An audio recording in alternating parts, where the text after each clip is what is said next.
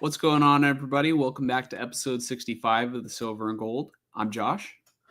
And I'm Mike.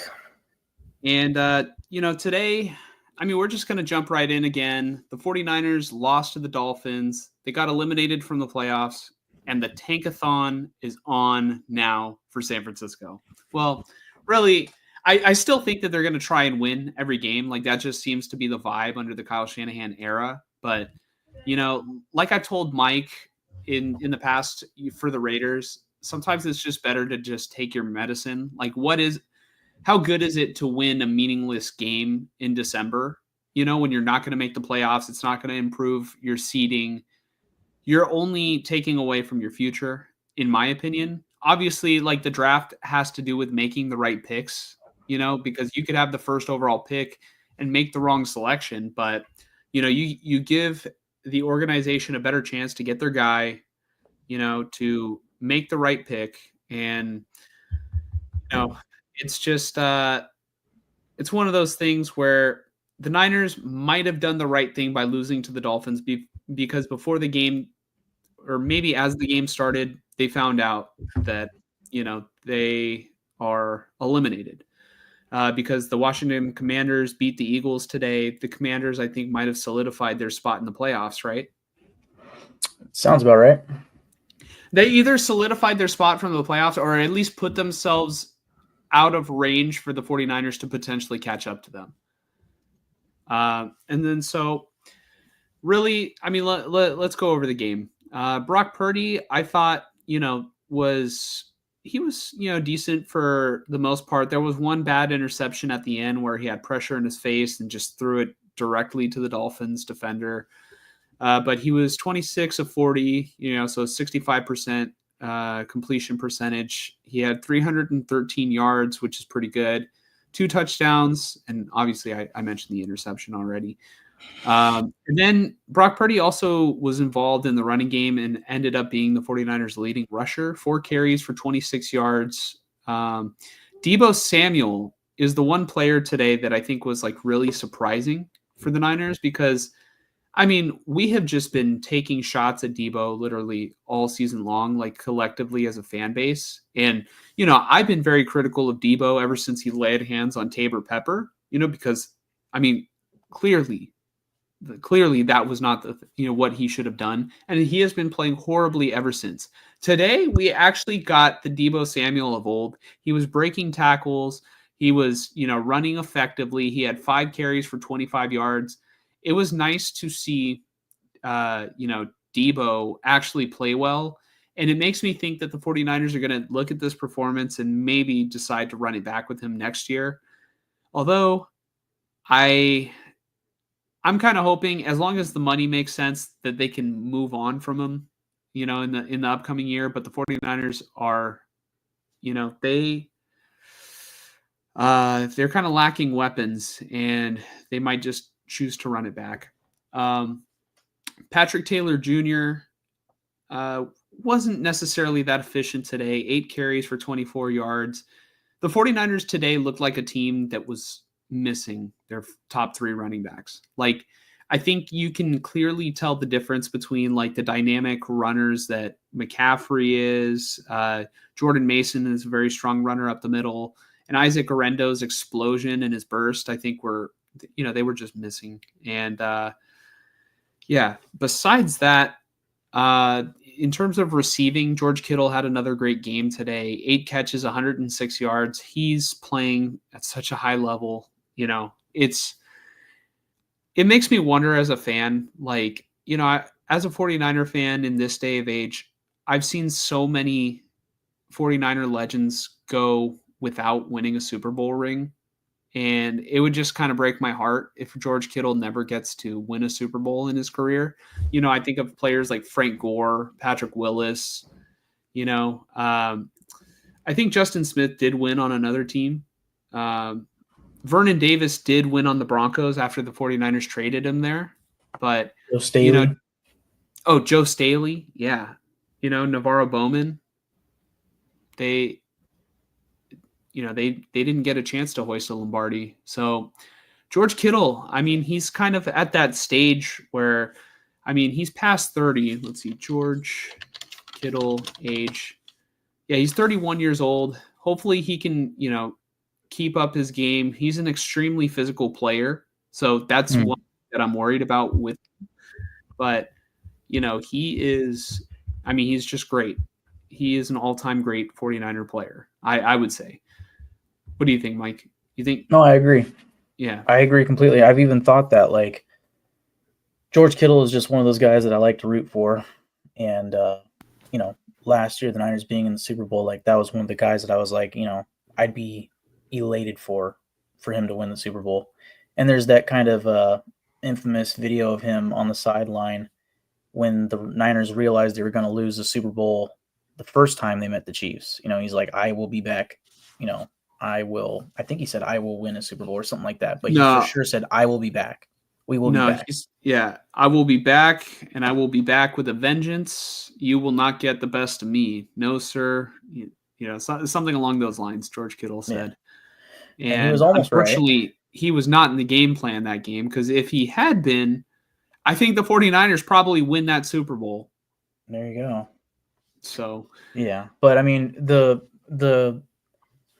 really great mix of, top tier player at his position mixed with top tier personality in this league. There's not many players I can root for more than George Kittle. Yeah. I think like other players that, to me, even though he's on the Rams, Puka Nacua, is kind of like fun, and super fun to watch and blocks very well, plays very well. Obviously different position, but they're still getting receptions and other things like that. But like George Kittle is pretty rare. Yeah. The way that you feel about Puka Nacua is how I used to feel about Travis Kelce. Then he started winning and, becoming way more public and, whatnot, but, or, well, he's just kind of become a little bit corporate too, and he's commercialized. Really, commercialized is the proper term for that. Yeah. But let's see here. Debo, not just was effective on the ground game. Debo had 7 receptions for 96 yards and a touchdown. The touchdown looked kind of similar to the play that he dropped last week that probably would have been a touchdown. So, it's nice to see that Debo, he stepped up, but to me, where was this a couple weeks ago? When we were trying to get in the playoffs, like last week was the must-win game. Where was this last week?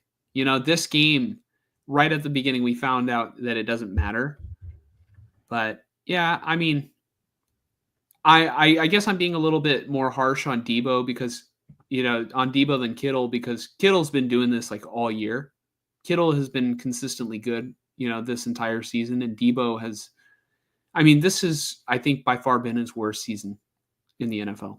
But he had a great game today. So, honestly, the 49ers didn't win, but it was probably for the best that they didn't. Juwan Jennings had 4 catches, 51 yards, pretty typical day. Still really good. Ricky Pearsall got a little bit more involved today, 4 catches, 37 yards.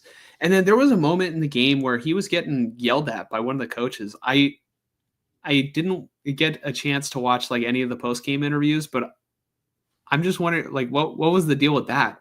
Did he run the wrong route? Was he having attitude? Like, that's something that I want to know.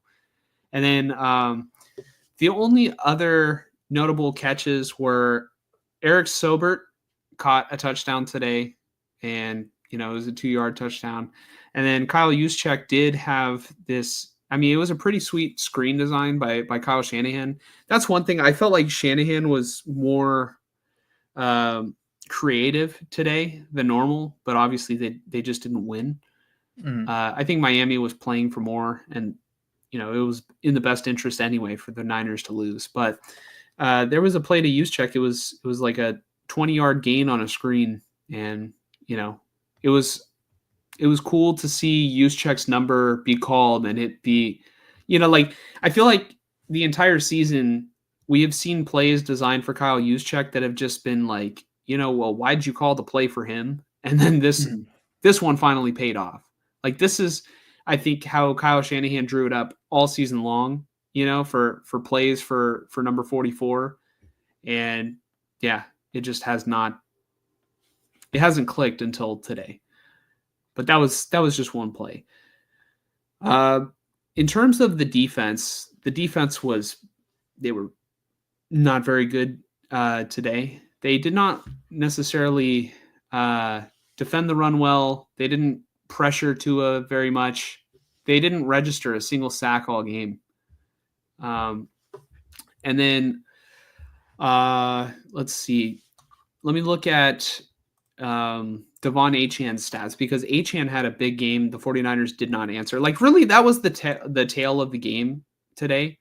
It was just that the 49ers could not necessarily get their run game going, consistently, and they couldn't stop the run on the other end because Tua didn't even have that great of a game. He didn't throw an interception. So Achan, 17 carries, 120 yards and a touchdown. That's a great game. And really, one of those was kind of in garbage time, but the 49ers had I think an opportunity at that time to, stop the Dolphins and, potentially get the ball back. But, Achan just was off to the races, and it was too little too late for the Niners by then. The final score ended out being 29-17, but really this game was a lot closer than that score dictates. Yeah, really, it's that's really what was notable today. Achan just killed him. Achan also had 6 catches for 70 yards. So, when you get the play, a player on the other team getting like nearly 200 all-purpose yards on you, you're not going to have a good day. So, yeah, did anything stand out to you, Mike, in any of that, for the Niners? Well, I think we both picked the Niners to win this game, and I don't know. I guess I expected Garendo to play, but he didn't play in this game, right? Mm-hmm. Garendo, he hurt his hamstring, and then, that could be. He could have hurt his hamstring this past week because obviously he was dealing with the foot injury and maybe he was running a little bit differently. So it's one of those injuries where you're just kind of, I forget the term for it, but, it's like you're trying to compensate in other areas of your body. Yeah. Compensating. Yeah, for sure. But he got hurt during the week or early in this game? No. Garendo didn't play. He was out. That's what I thought. Yeah. So, and he was ruled out a couple days ago. Okay. Yeah. If I had thought about it, this is hindsight 2020, but it makes sense that they lost because they literally, like, statistically, they could not run the ball in this game.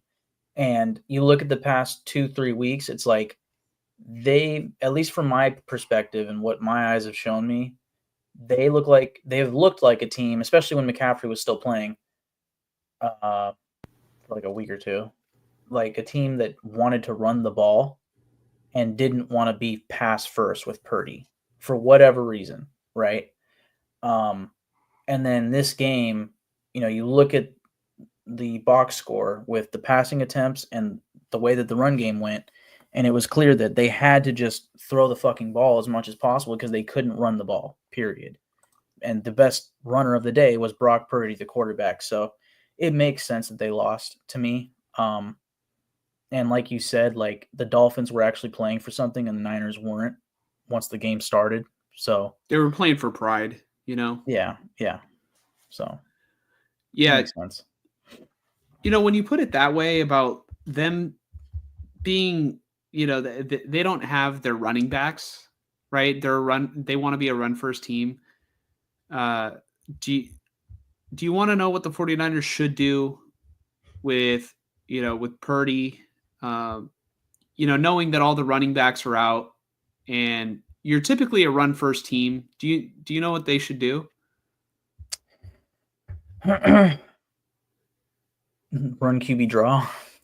No, they should make him the highest paid player in the NFL. So that way when he does have running backs, they can just not use them. Yeah, I mean, I think in But theory that's why they made McCaffrey the highest paid running back, but that might be blowing up in their face. Yeah.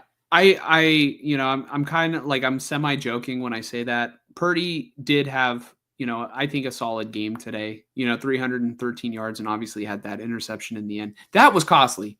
All right. So if That you're ended the game. that ended the game right there. So that part was bad, but everything else I think was, I think it was good enough. It was decent. Mm.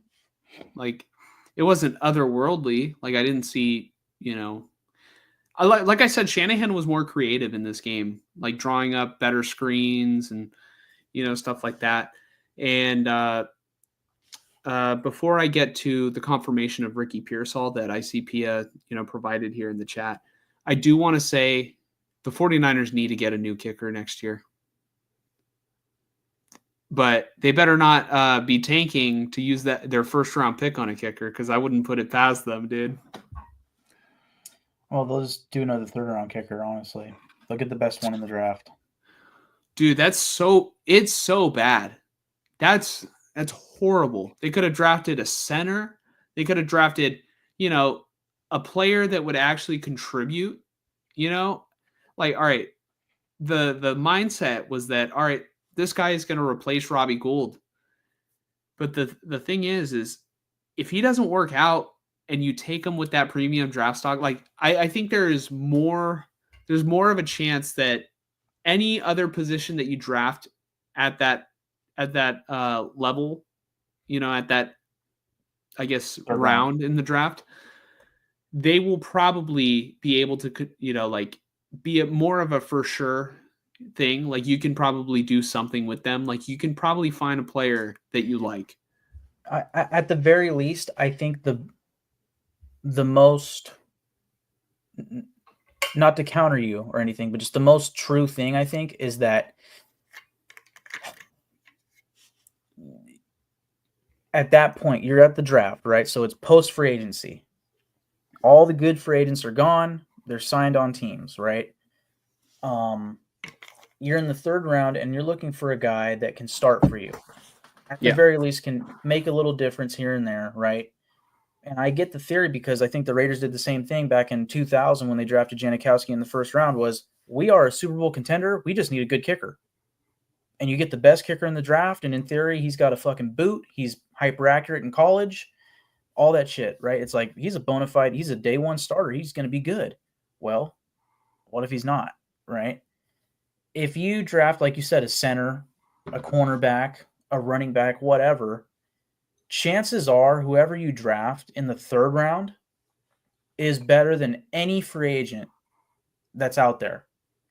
Whereas for kickers, the Bengals just signed a dude off of fucking week 16 free agency, and he nailed a 58-yard field goal. Cade York. You can find a kicker anywhere. Anders Carlson is a guy that the Niners actually started a couple weeks, I think, right? Yep.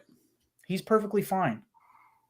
You know who's not at this point? Moody. Like, you can find kickers. You can keep trying them out until you find the right guy. Like, I don't know. Eddie Pinheiro, okay? Eddie Pinheiro is the Panthers kicker. Because Justin Tucker has finally started missing kicks, he's no longer the most accurate kicker in NFL history. You know who is? Eddie Pinheiro. You know who Eddie Pinheiro is? He used to be an undrafted free agent for the fucking Raiders. He was sitting behind Janikowski at the end of his career. At least I think it was Janikowski. And then he was always on the practice squad. And then eventually, I think for 1 year, Pinheiro was the starter for the Raiders. I could be wrong. And then whatever happened, they let him go because he wasn't that good at the time. Now he's the most accurate kicker in NFL history currently. Just a random dude. You can find him. So, Yep. Yeah, that's the thing. You can find kickers, and the 49ers have to find a kicker this year. Moody may be good somewhere else, but right now I feel like there's a lot of pressure on him because he was thrown into a team that had Super Bowl aspirations. And then now you have guys coming up to you on the sideline, already like, Debo did a couple weeks ago. And that has to get in your head, dude. Like, I don't know. If you have self-doubt as a kicker, that's one of the worst things that you can have. I feel like kickers, maybe besides quarterbacks, kickers might have to be the most mentally strong player, on the team, because literally they have one job, and that's to get the ball through the uprights, right? Yep. And you have to like be mechanically sound. Like I know it sounds easy, but have you ever I don't know, have you ever done something differently when you feel like people are watching you? Yeah, I think so. Just imagine when the entire world is watching you, and then you start to think, all right, let me not mess this up. Let me not mess this up. And then, oh shit, you just mess up. That happens. But in terms of the Ricky Pearsall thing, Ricky Pearsall was responsible for 2 illegal formation infractions in the third quarter that changed the game's complexion and resulted in the high decibel scolding from wide receivers coach Leonard Hankerson. And that's from the San Francisco Chronicle. So, yeah, he didn't know how to line up properly. And I probably should have known that, but that's maybe when I was either looking away or driving from my house to my girlfriend's house when the scolding happened. So I apologize to everybody watching the stream that that should have been a no-brainer. So Frank says, did Pyle call more passes than runs again today? It seems like typically when they lose, it's a common theme. Just run the ball. Their ground game wasn't necessarily too efficient today, but the other team on the other side was able to get the run going, and they're the ones who won the game. So, but they had healthy running backs. They literally had Achane plus all the 49ers former running backs. If Mostert was on the Niners, he would have started today. If Jeff Wilson Jr. was on the 49ers, he would have started today as well. So I think we're ready to move on to the 49ers versus Lions preview. Mike, how do you see this playing out? Niners are going to blow them out, right? God, I hope so.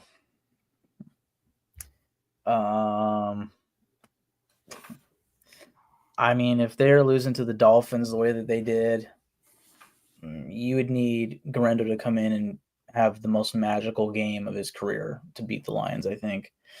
And you would need a stellar performance from the defense, and I just don't think that's going to happen. And also, in a way, I know it's last year, and the Lions are probably just thinking kind of 1 week at a time, but in a way, might the Lions kind of have this we want our get back sort of moment from the NFC Championship last year? It's a grudge game. Yeah. Even though the Niners aren't the team they were last year, let's just show them who's kind of the team this year, Yeah. I don't know. I fully expect that Detroit wants to get payback on the Niners, because they probably felt like they should have won that game, and they had so many players play great in that NFC Championship, and then they just let it slide. I think if you look at the human aspect of it and the sports psychology, it's it's got to be on their minds a little bit, for guys like Goff, Amon-Ra St. Brown, Jahmyr Gibbs. At the same time, I feel like everybody's expecting this to be a blowout, in the Lions' favor. And I do think that the Lions will win convincingly. To me, this screams like one of those games that, it should be it really should be the Lions just dominating the 49ers and running up the score. That's what it should be. But I could also see a scenario where the 49ers are able to sustain drives in this game and just not score, and that milks away the clock, and it's just one of those slower kind of games. But Yeah. I mean, ultimately, the right answer is probably the Lions are just going to massacre the 49ers. That's I think likely. I think the right answer is the Lions are going to win this game. Mhm. Will it be convincingly? Will it be a massacre? I don't know, but I can see them winning by like 2 possessions for sure. And that's going to be Monday Night Football. Wow. So just a little, off topic. It looks like right now, based on current projections in Mike and I's fantasy league, he and I are going to face off in the championship. And I'm a Jahmyr Gibbs fantasy manager. So Mike is not going to be able to feel comfortable until Monday. One way or another. He will not. I don't think like he can have any sort of closure unless he's just up by a lot, or Right. down by a lot. Yeah. So, yeah, man, because it could be one of those games where the Lions just keep scoring and scoring and scoring. But like I said, it could be one of those games where we expect it to go that way, and it's just like the Lions just take care of business. But they just don't roll. They don't roll like that. But like we expected a couple weeks ago, the Lions to blow out the Bears, and they almost lost. And then Eberflus got fired after that because they didn't take the timeout. Right. They had that game in the bag. It's just so weird. They don't have David Montgomery, and I feel like honestly, that is probably the biggest piece of the Lions offense that is missing right now in terms of how to attack this 49ers team from their perspective, because the Niners right now are struggling to stop, interior rushes. The running backs are able to, get going. If they could just alternate between Jahmyr Gibbs and David Montgomery, that would be like, that's all they would have to do, really. Yeah. Because I don't think the 49ers have the capability to stop it at this point. Well, really, they should just rest Jahmyr Gibbs. The Niners offensive line, I mean, not the Lions offensive line is no joke. They are, they're great. They're one of the best. Them and the Eagles, their offensive lines are just nuts. Yeah. The Lions defense though is pretty banged up, but they still play very well. And I think like Daniel Tosh said this like probably over 10 years ago in one of his stand-up specials, but the best defense is a constant offense.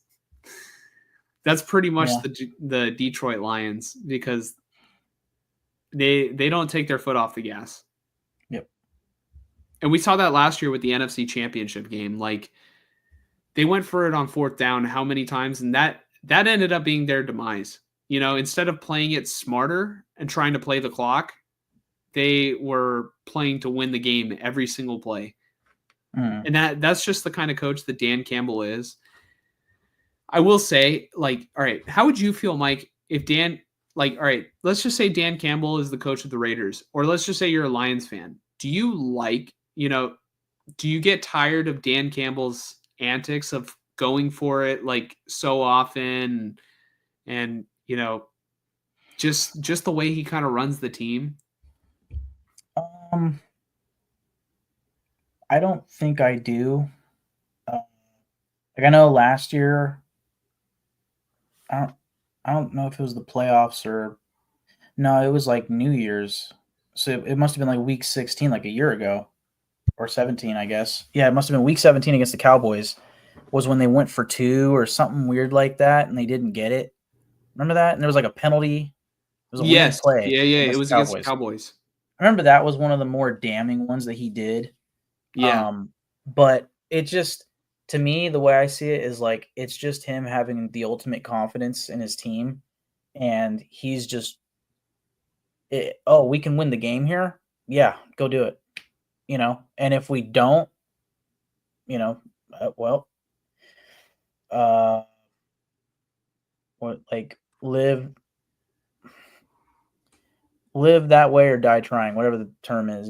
Just I respect it. And I think like you said, it's all gas, no brakes, and I'd rather my team be like that than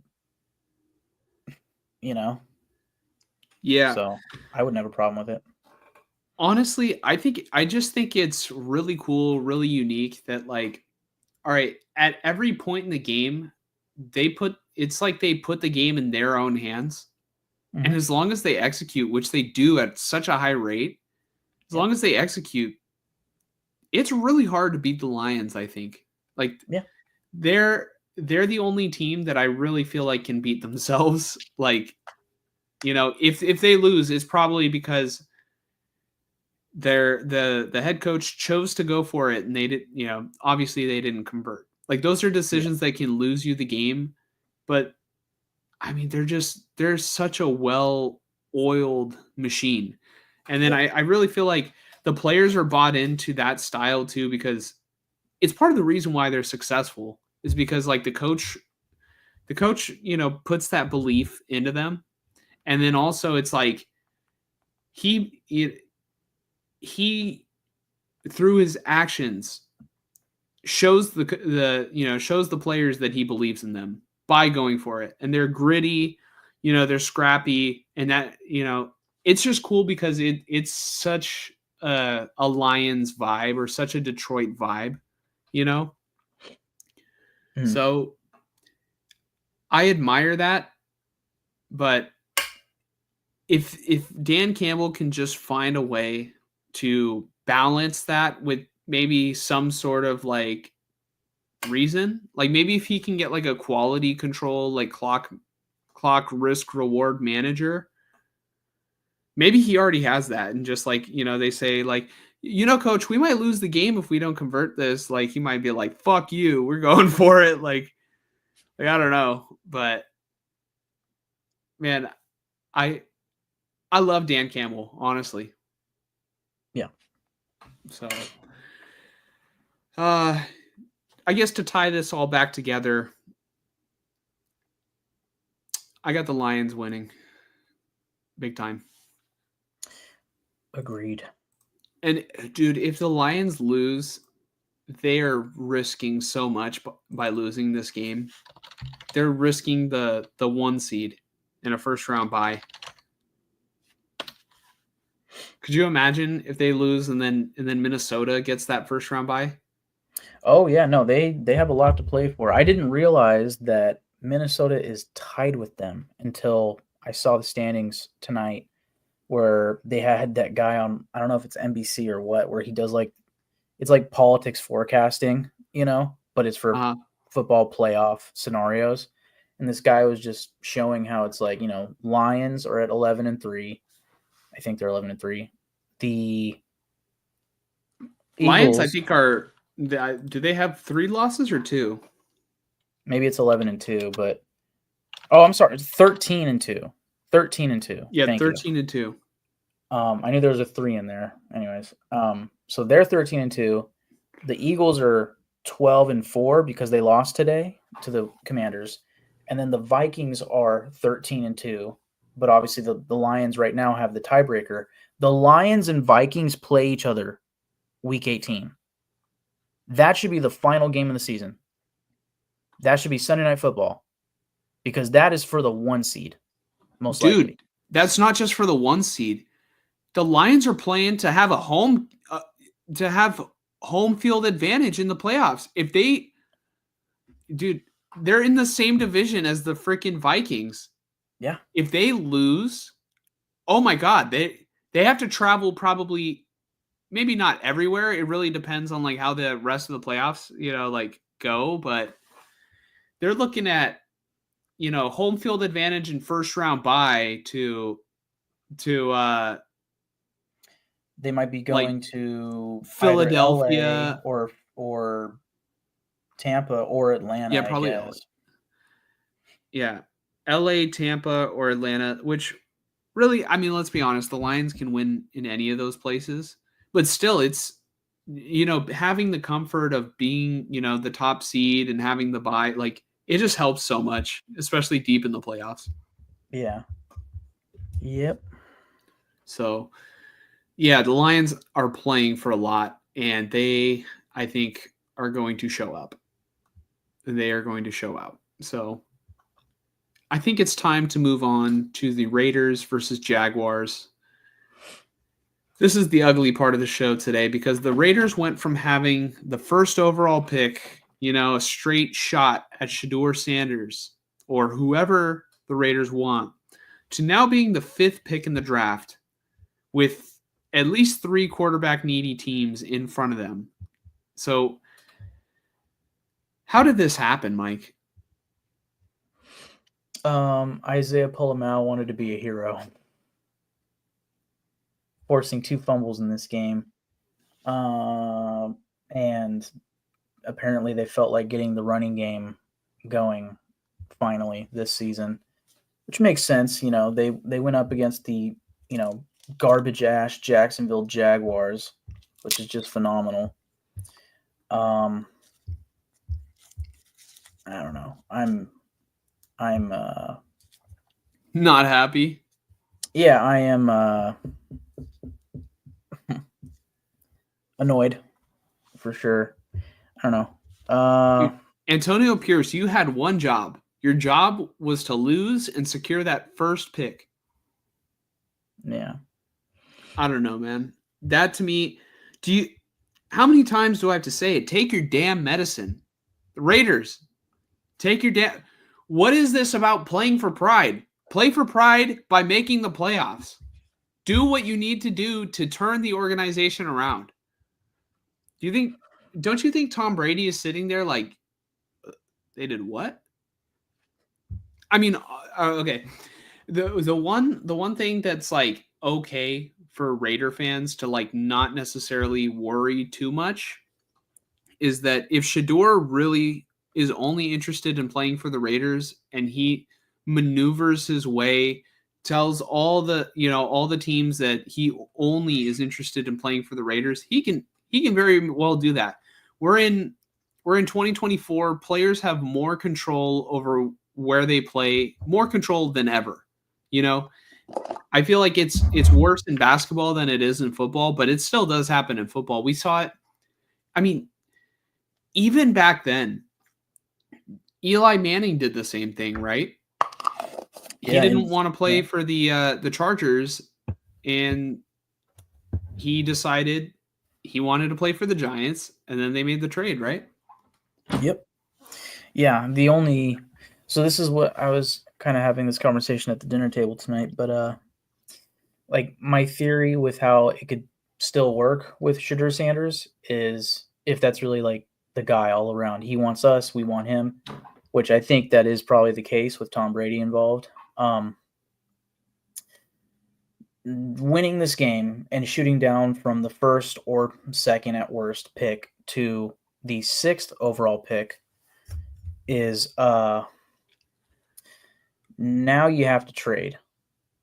Like I don't think there's a scenario where Shedeur can control 5 other NFL teams into not picking him. Really, probably 3, because I think the Jags and Patriots aren't looking for a quarterback. They are looking for the best player in the draft, which is Travis Hunter, whoever gets lucky enough to land him, or the best lineman or whatever else is out there, Question.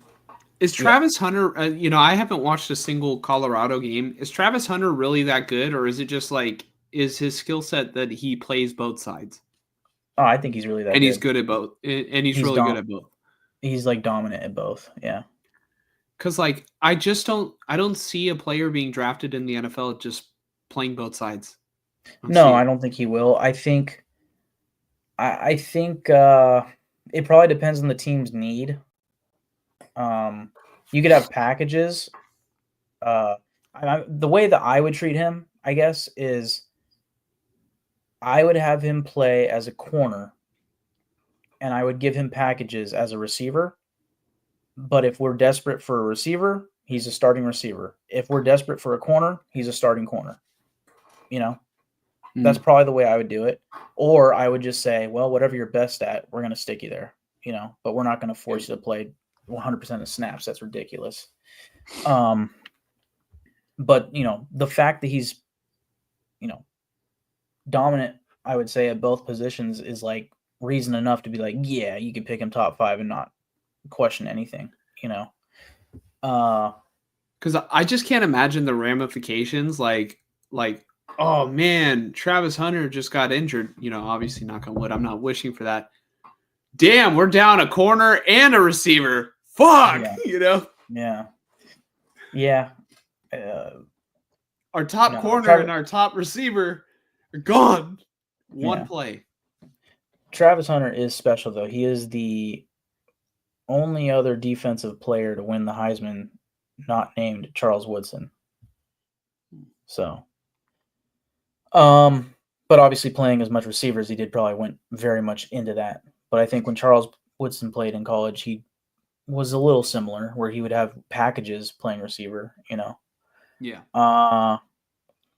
But yeah, basically now the Raiders are behind the Giants, obviously, the Titans, and the Browns. And really there's only 2 quarterbacks worth going in the top 5. And you got 3 teams ahead of you. Like, whether it's Shadur Sanders telling the Giants, no, not happening, or if the Raiders are, good with Cam Ward, regardless, you have to trade up. It's either the Giants take Shadur Sanders anyways and force the Raiders to trade with them, and it's a reverse New York Giants, Chargers, Eli Manning thing, or, whatever happens with the first pick, and then the second or third pick, probably the third pick, the Raiders have to trade up and get their quarterback. Oh, excuse me. I said that they went from the 1st to the 5th. I guess maybe after the result of the Sunday night football game, it might have switched a little bit based off the strength of the schedule, but they're at number 6 now. Yeah, I want to say there was a moment where when the Raiders first lost, the New England game was still going, so they were slotted at 6th because they had one less loss, but then they ended up losing to the Bills, and that's why they're at 2nd overall. Oh. I mean, New England just won big time, theoretically. Like, if they went from, like, the 4th pick now at least to the 2nd pick, like, if they can get Travis Hunter, that, oh my gosh. To pair with Drake May, oh, wow. But, so what do you think, Mike?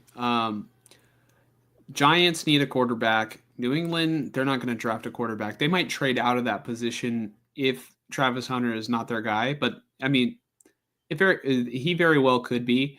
Jacksonville does not need a quarterback, in my opinion. They are – it's going to be either New England or Jacksonville who's going to take Travis Hunter if they don't, Right. And if he doesn't fall there, they're going to trade back with somebody like New Orleans. New Orleans could very well be the team that trades up. The Jets could very well be the team that trades up for a quarterback if they move on from Aaron Rodgers. Other than that, like, let's see, no other teams I see here are moving up for a quarterback. Those are the 2 teams I would say. Oh, could the Niners? We've seen that story before, though. Yeah. I said New Orleans or the Jets. Yep. But, it's already been decided Niners are going to pay Brock Purdy $500 million per year. There you go. No, we'll see. The good news right now for the Raiders is that Tennessee and Jacksonville play each other, I think, to end the season. So one of those teams, in theory, could be behind us. That bumps us up at least 1. What's not good news for the Raiders is that we play the Saints this week. That is what I was going to, say. If I'm a Raider fan, I'm worried that they might beat the Saints this week because the Saints, I mean, we still have to see like what it'll look like with Kendre Miller because Kamara maybe is not coming back this year, but the Raiders could mess around and have a win streak here.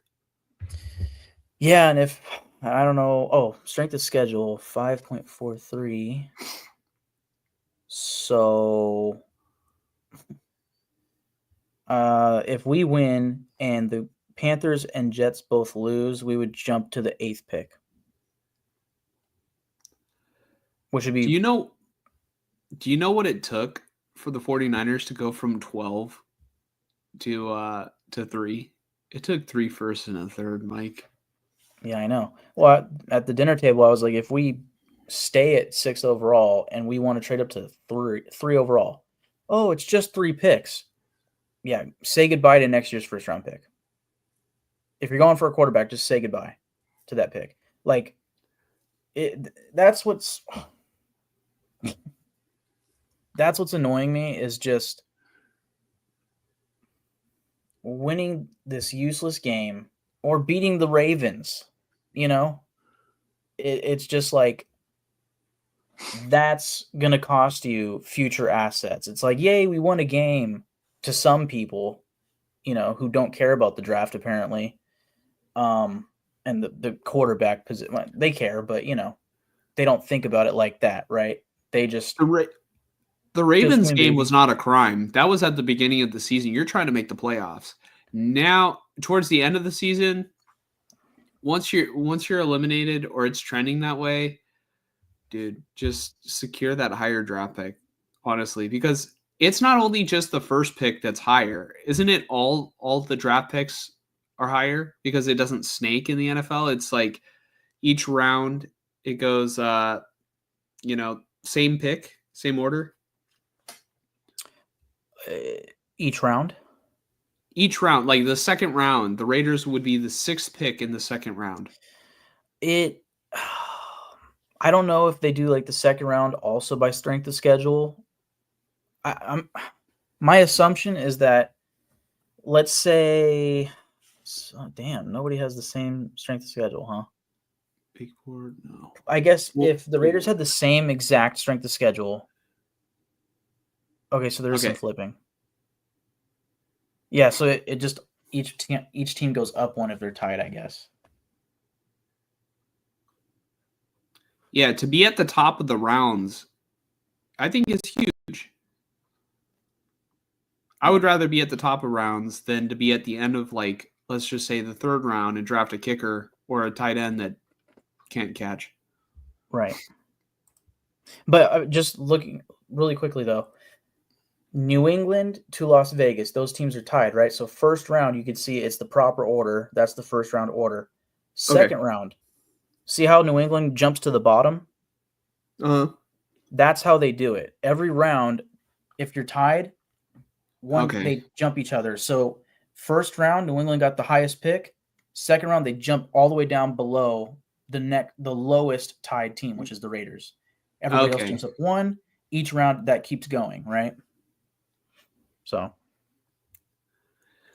Yeah, still, it's like if the Raiders had just lost this game, they're at the top of. Yeah. They are at the top. They would have been the tied round with the Giants. They would have been tied with the Giants, right? They'd be alternating with the Giants each round. Yeah. Yep. But no, that's what I would have liked. Okay, my question: what do they gain? What did they gain, Mike, by winning this game?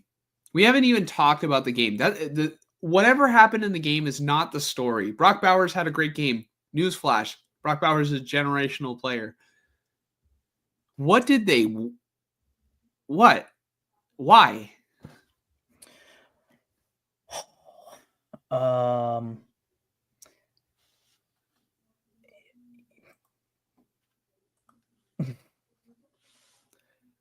That's the annoying part is at this point in the season, and like I get your point about like the Ravens game. It's like, well, there's no fault in beating the Ravens. Like that's awesome. Week 2 when we did that, it was like, oh my god, like all right, good. Like we can beat these great teams. Yeah, any given Sunday. But in hindsight, that was my point. Was in hindsight, it's like you win these useless games when you're a shitty team. If you're a shitty team, you're a shitty team. You need to lose. Take your medicine. We talk about it. Yes, you want to beat the Ravens, you want to beat the Chiefs, you want to beat the Lions or the Bills or whoever. But if you're not one of those teams that's going to make the playoffs, nobody's going to tank. Nobody's going to tank. But God, I wish that they would. Like, I wish that they, at the very bare minimum, would just somehow find the ways through bad luck or whatever you want to call it to lose every single game, starting after the Browns game. Like, win one game, don't go completely 0-17. Don't embarrass your franchise in that way and become a record holder for one of the worst seasons ever. But beat the Browns in week 3 or 4 and lose the fuck out. Get the first pick your quarterback, pick your guy that's going to turn your franchise around in theory. Will Shadur Sanders or Cam Ward for a fact turn the franchise around? I have no clue. There's a lot of talk about like, oh, these two quarterbacks aren't as good as previous, top end quarterbacks. Hey, maybe this is actually a blessing in disguise. I'm going to hope for that if we can't get either of them. That's the best I can do. But essentially, if the Raiders can't get them, you're hoping they're not the next big thing. Right. I'm hoping that they didn't just miss out on finally giving me what I want, which is consistent playoff success. Last year, you wanted Jaden Daniels. The year before, you really wanted CJ. No, was it?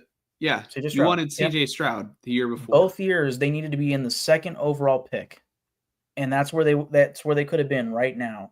Is that second overall pick, and I could be coming out of in May being like, God, I hope they get Cam Ward. That's my guy. Even Bryce Young looks really good right now. Yeah. He's really, like, ever since he came back from being benched, like Andy Dalton got injured, I feel like he's playing a lot more loose. There's not all that pressure on him to like be great, and he has like unironically been very good. Or like, I guess, funny enough, he has been very good, not ironically. So to answer your question of what did the Raiders gain, what they might have gained, depending on how other teams handle this upcoming off season, what the Raiders might have gained by beating the Jaguars, and we'll see how it goes against the Saints this week. What they might have gained is the clear and obvious favorite. How should I term this? What they have gained is possibly becoming the clear and obvious favorite to be in the running for Arch Manning in a year. But the problem with tanking for Manning is there's no guarantee that he declares for the draft. Yeah, so are you just gonna wait? Yeah, I would much rather get the second pick, take Cam Ward, and if you guys suck the following year and you earn the first overall pick, take Arch Manning. Just keep picking them. I don't give a fuck. Pick the quarterbacks, and when you find the right guy, there's your guy. The other guys, don't care. Trade them, cut them. Who gives a shit? Back up. But you have to have quarterbacks. And if you can have a chance, Arch Manning, hell yeah, cool. Do I want to go 2-15 next year? No. I want a quarterback, and I want to start the trajectory to go upwards. I don't want to wait. But if they can clearly be the worst team in football next year, I'll take it. I'll take one more beating for Arch Manning. Yes, but is it a guarantee that we're going to get him? Is it a guarantee that come, December, January, a year from now, he's going to be like, hell yeah, I'm declaring for the draft? No, that's not a guarantee at all. With my luck, we're going to earn the first overall pick, and I'm going to be like, oh my God, dude, we got Arch Manning. What are you?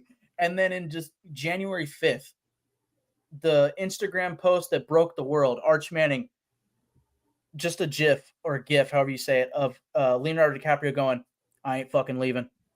And I'll be done. Dude, or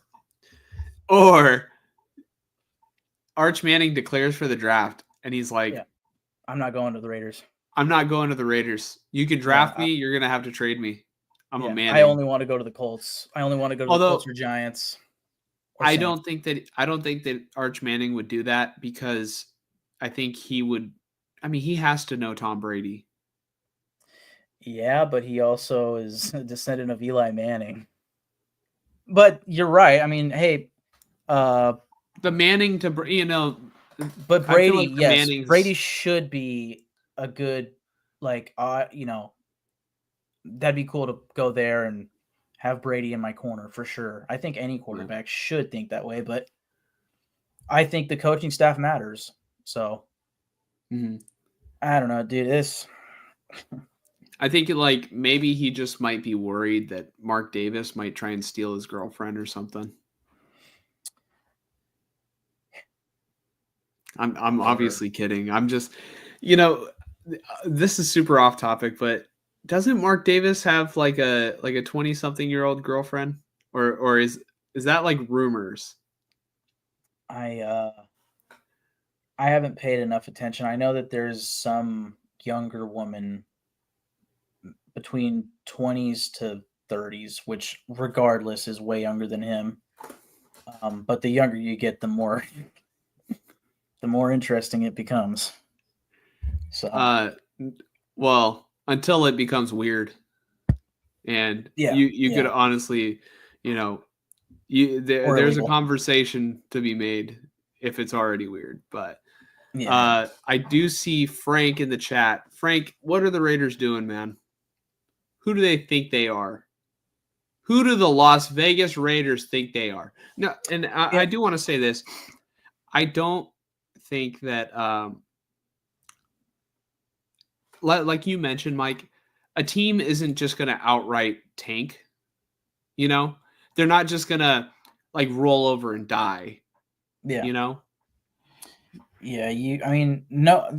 The thing with tanking is for somebody to tank, they have to have assurances of like, you're not going to get punished for losing, because this is a winning league. This is a win now league. What have you done for me lately?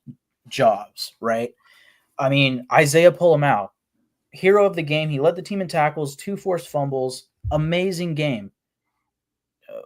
What is the point of Isaiah Pull-Him-Out going out there and saying, fuck it, we're tanking? What's the point? He could lose his job. yeah. He could dwindle back to being a backup when he's trying to prove that he's a starting safety in this league right now. And frankly, he looks like he is, Same for Javon Merrick and every other player on the field, and also Antonio Pierce as a coach, right? Mhm. Two things I want to talk about. Um, Post game press conference, somebody asked Antonio Pierce, like, what is your message to the fans, or what would you say to the fans who, want the Raiders to lose right now? And he Yeah. said, talk to Tom Telesco. That I don't know. It's a That's weird not it's a weird answer. it's not a good answer. Yeah. I feel like the appropriate answer for that is, you know, I just want to assure the fans, that we're gonna have the organization, going in the right direction. We want, essentially this win reestablishes. I mean, we're trying to win every game. Is I would say Uh, like yeah. we go out there, we fight the entire game and try to win every single game. It's nothing different. Like just fluff it up, Yeah, just do sell that. it to the fans instead of Yeah. go talk to Tom Telesco, because now Yeah. it's like it was just weird. It's a weird answer. It's a weird answer, and honestly, I don't know if I'm like reading too far into the lines or something, but just a week ago, Mark Davis was asked about, the job security or whatnot of Antonio Pierce and Tom Telesco, and he clearly drew a line between the two of them of like, when asked about Antonio Pierce, it's like, yeah, I'm disappointed. And then when asked about Tom Telesco, it was like, maybe not directly asked about Tom Telesco, but like when asked about the team and like moving forward and stuff, he's like, well, that's a lot of stuff for Tom Telesco to decide, as if to say, well, as far as repercussions for this season, I'm really disappointed in Antonio Pierce as a head coach. But, looking forward to next year, like, that's really stuff for Tom Telesco to do. In other words, Antonio Pierce is probably gone, whereas Tom Telesco is staying. That's kind of reading between the lines of what Mark Davis is saying, what it sounds like. Is it for sure true? I have no idea.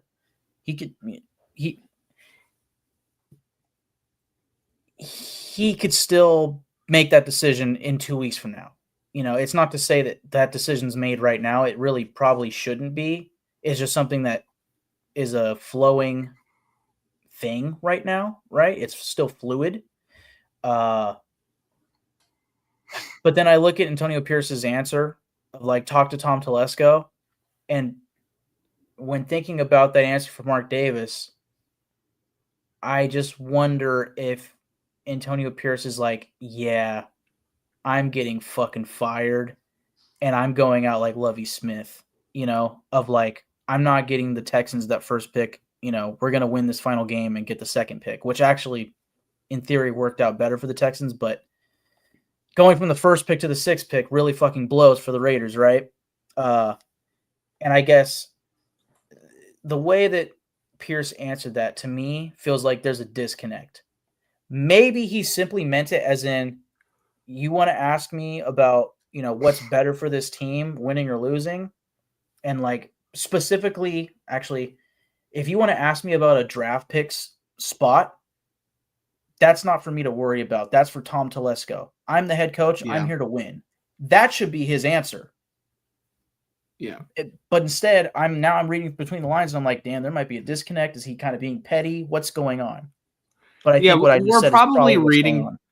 We're probably reading a little bit too much into it, but I mean, he absolutely just did like deflect the question, Right. like completely dodge the question. It's like, it Coaches do that all the time. Wasn't the question something along the lines of like, what would you say to fans? Yeah, who want the higher draft pick. Yeah. Who want to lose to get the higher draft pick. Talk to Tom Telesco. It's like, well, I don't know. That's to you me. Could have answered better. Yeah, he could have answered it better. Yeah. And then the other thing that I will say is post game in the locker room, Mark Davis was in there celebrating with the team. Happy, smiles all abound. Everybody's happy about the win. And the media is making that out. I don't know if it's just to annoy the fans of like, we all know the fans want to lose. They want that first pick because, you can pick your guy. And hey, if we don't like the quarterbacks, we could trade back and get a ransom. And we could make damn well sure that we have the first pick next year if we tried. I don't know if that's true, but,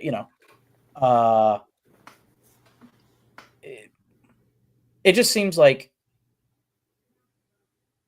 it's interesting that even Mark Davis is like, hell yeah, we won, which I get it, like just win, baby. But like, I don't know. I don't know what my point is, I guess, other than just most of us fans are sitting here like, man, what the fuck? Like, what a useless fucking win. Who gives a shit? Like every time I would get notifications on Twitter from the Raiders if they scored a touchdown, if they got a first down, if they got a stop on defense, a forced fumble recovered by Trevon Merrick, whatever, and they'd be like, this is little shit for me, like little kind of petty thing, but like every time they would tweet something like positive, like hell yeah, like moving the chains, or like defense gets the stop, or just something positive, I was like, fuck off, like suck my dick. I don't give a fuck right now. You guys suck. I hope you lose. Like you need to give them like a Bill Romanowski, sort of suck. Yeah. Your ass. Yeah. Yeah. This team's ass. Everyone in there is ass. They can't even lose right. Yeah.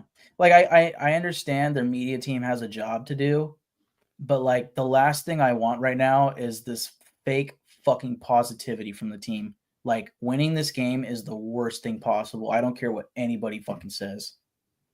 Yeah.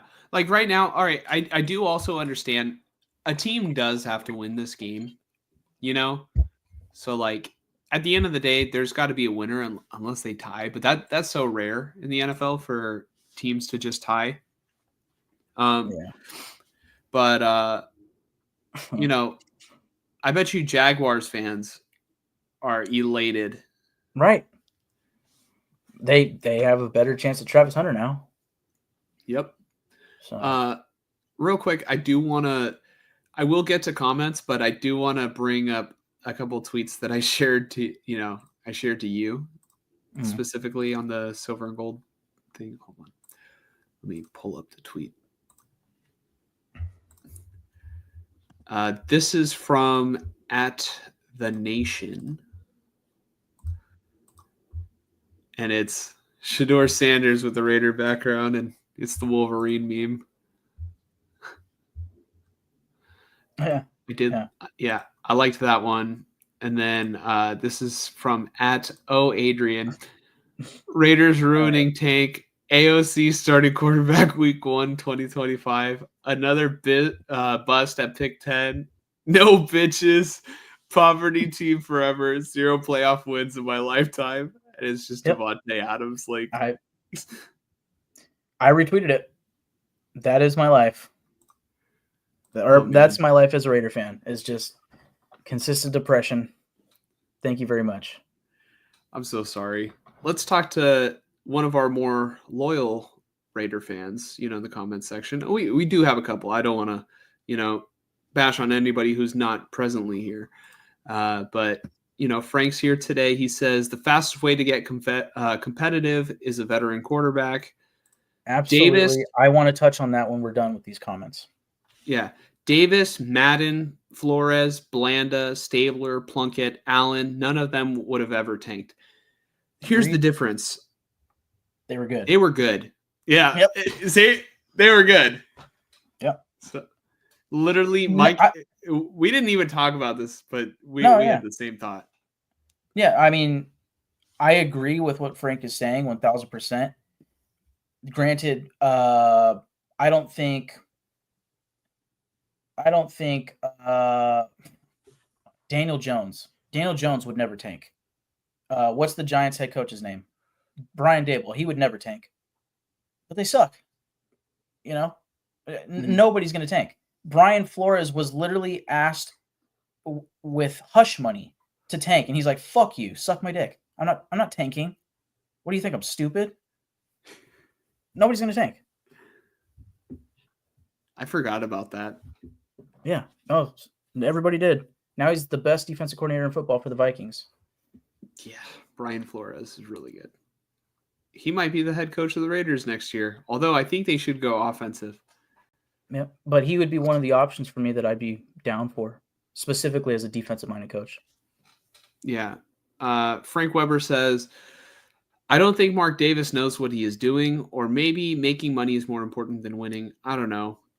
I did think that, and I did want to touch on that. Like, Mark Davis is happy in the locker room because, like, all right, his players are obviously happy that they won a game. Like it feels good to win a football game. I'll say that. Like, there's a human aspect to it, but at the end of the day, Mark Davis is making money. He's running a business. Who knows? Maybe there's a kid in the stands who just went to his first Raider game, and the Raiders won, and now he is a lifelong fan. Because Mike, the Raiders have been bad. And your first Raider game was during a season where the Raiders were bad, and Zach Miller caught that long pass, for a touchdown, and you were hooked for life, right? Yep. Now you're in this shithole. So whatever kid was in the stands today, Mark Davis just lured you in with another meaningless win that set the franchise that maybe set the franchise back. I mean, it typically tends to sway that way with like the loss of or like winning meaningless games to miss out on. This year would have been Jaden Daniels. Look at Jaden Daniels, 5 touchdowns today. Look at Jaden Daniels clinching a playoff spot, or at least I think clinching a playoff spot. I don't know if they clinched so much as if the Niners are just out of it. Yeah. Either way, I think they might need to win one more. Let me look that up.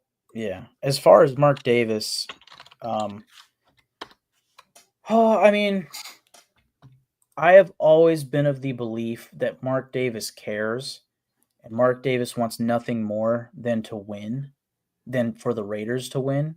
But also, his actions certainly do show, as far as the franchise goes, that, he also cares about the financial and how would you say, uh, not marketing, but Business. yeah, the business aspects of it, the logistics or whatnot. Moving the team to Vegas, like very good move for his pocketbook, right? Um, just those sort like dating back to when he was trying to move out of the stadium in Oakland or to get a new one done like no matter what, a new stadium. That's what mattered, right? Yeah. But at the same time, like first when Al Davis first died, it was get the GM, Reggie McKenzie, and then they got the head coach, a young guy, right? Unproven, cheap.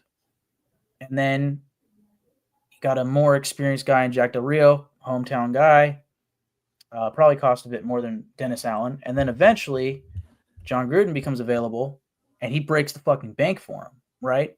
And then eventually he breaks the bank again for Josh McDaniels. Like, they were not the right choices in hindsight, obviously.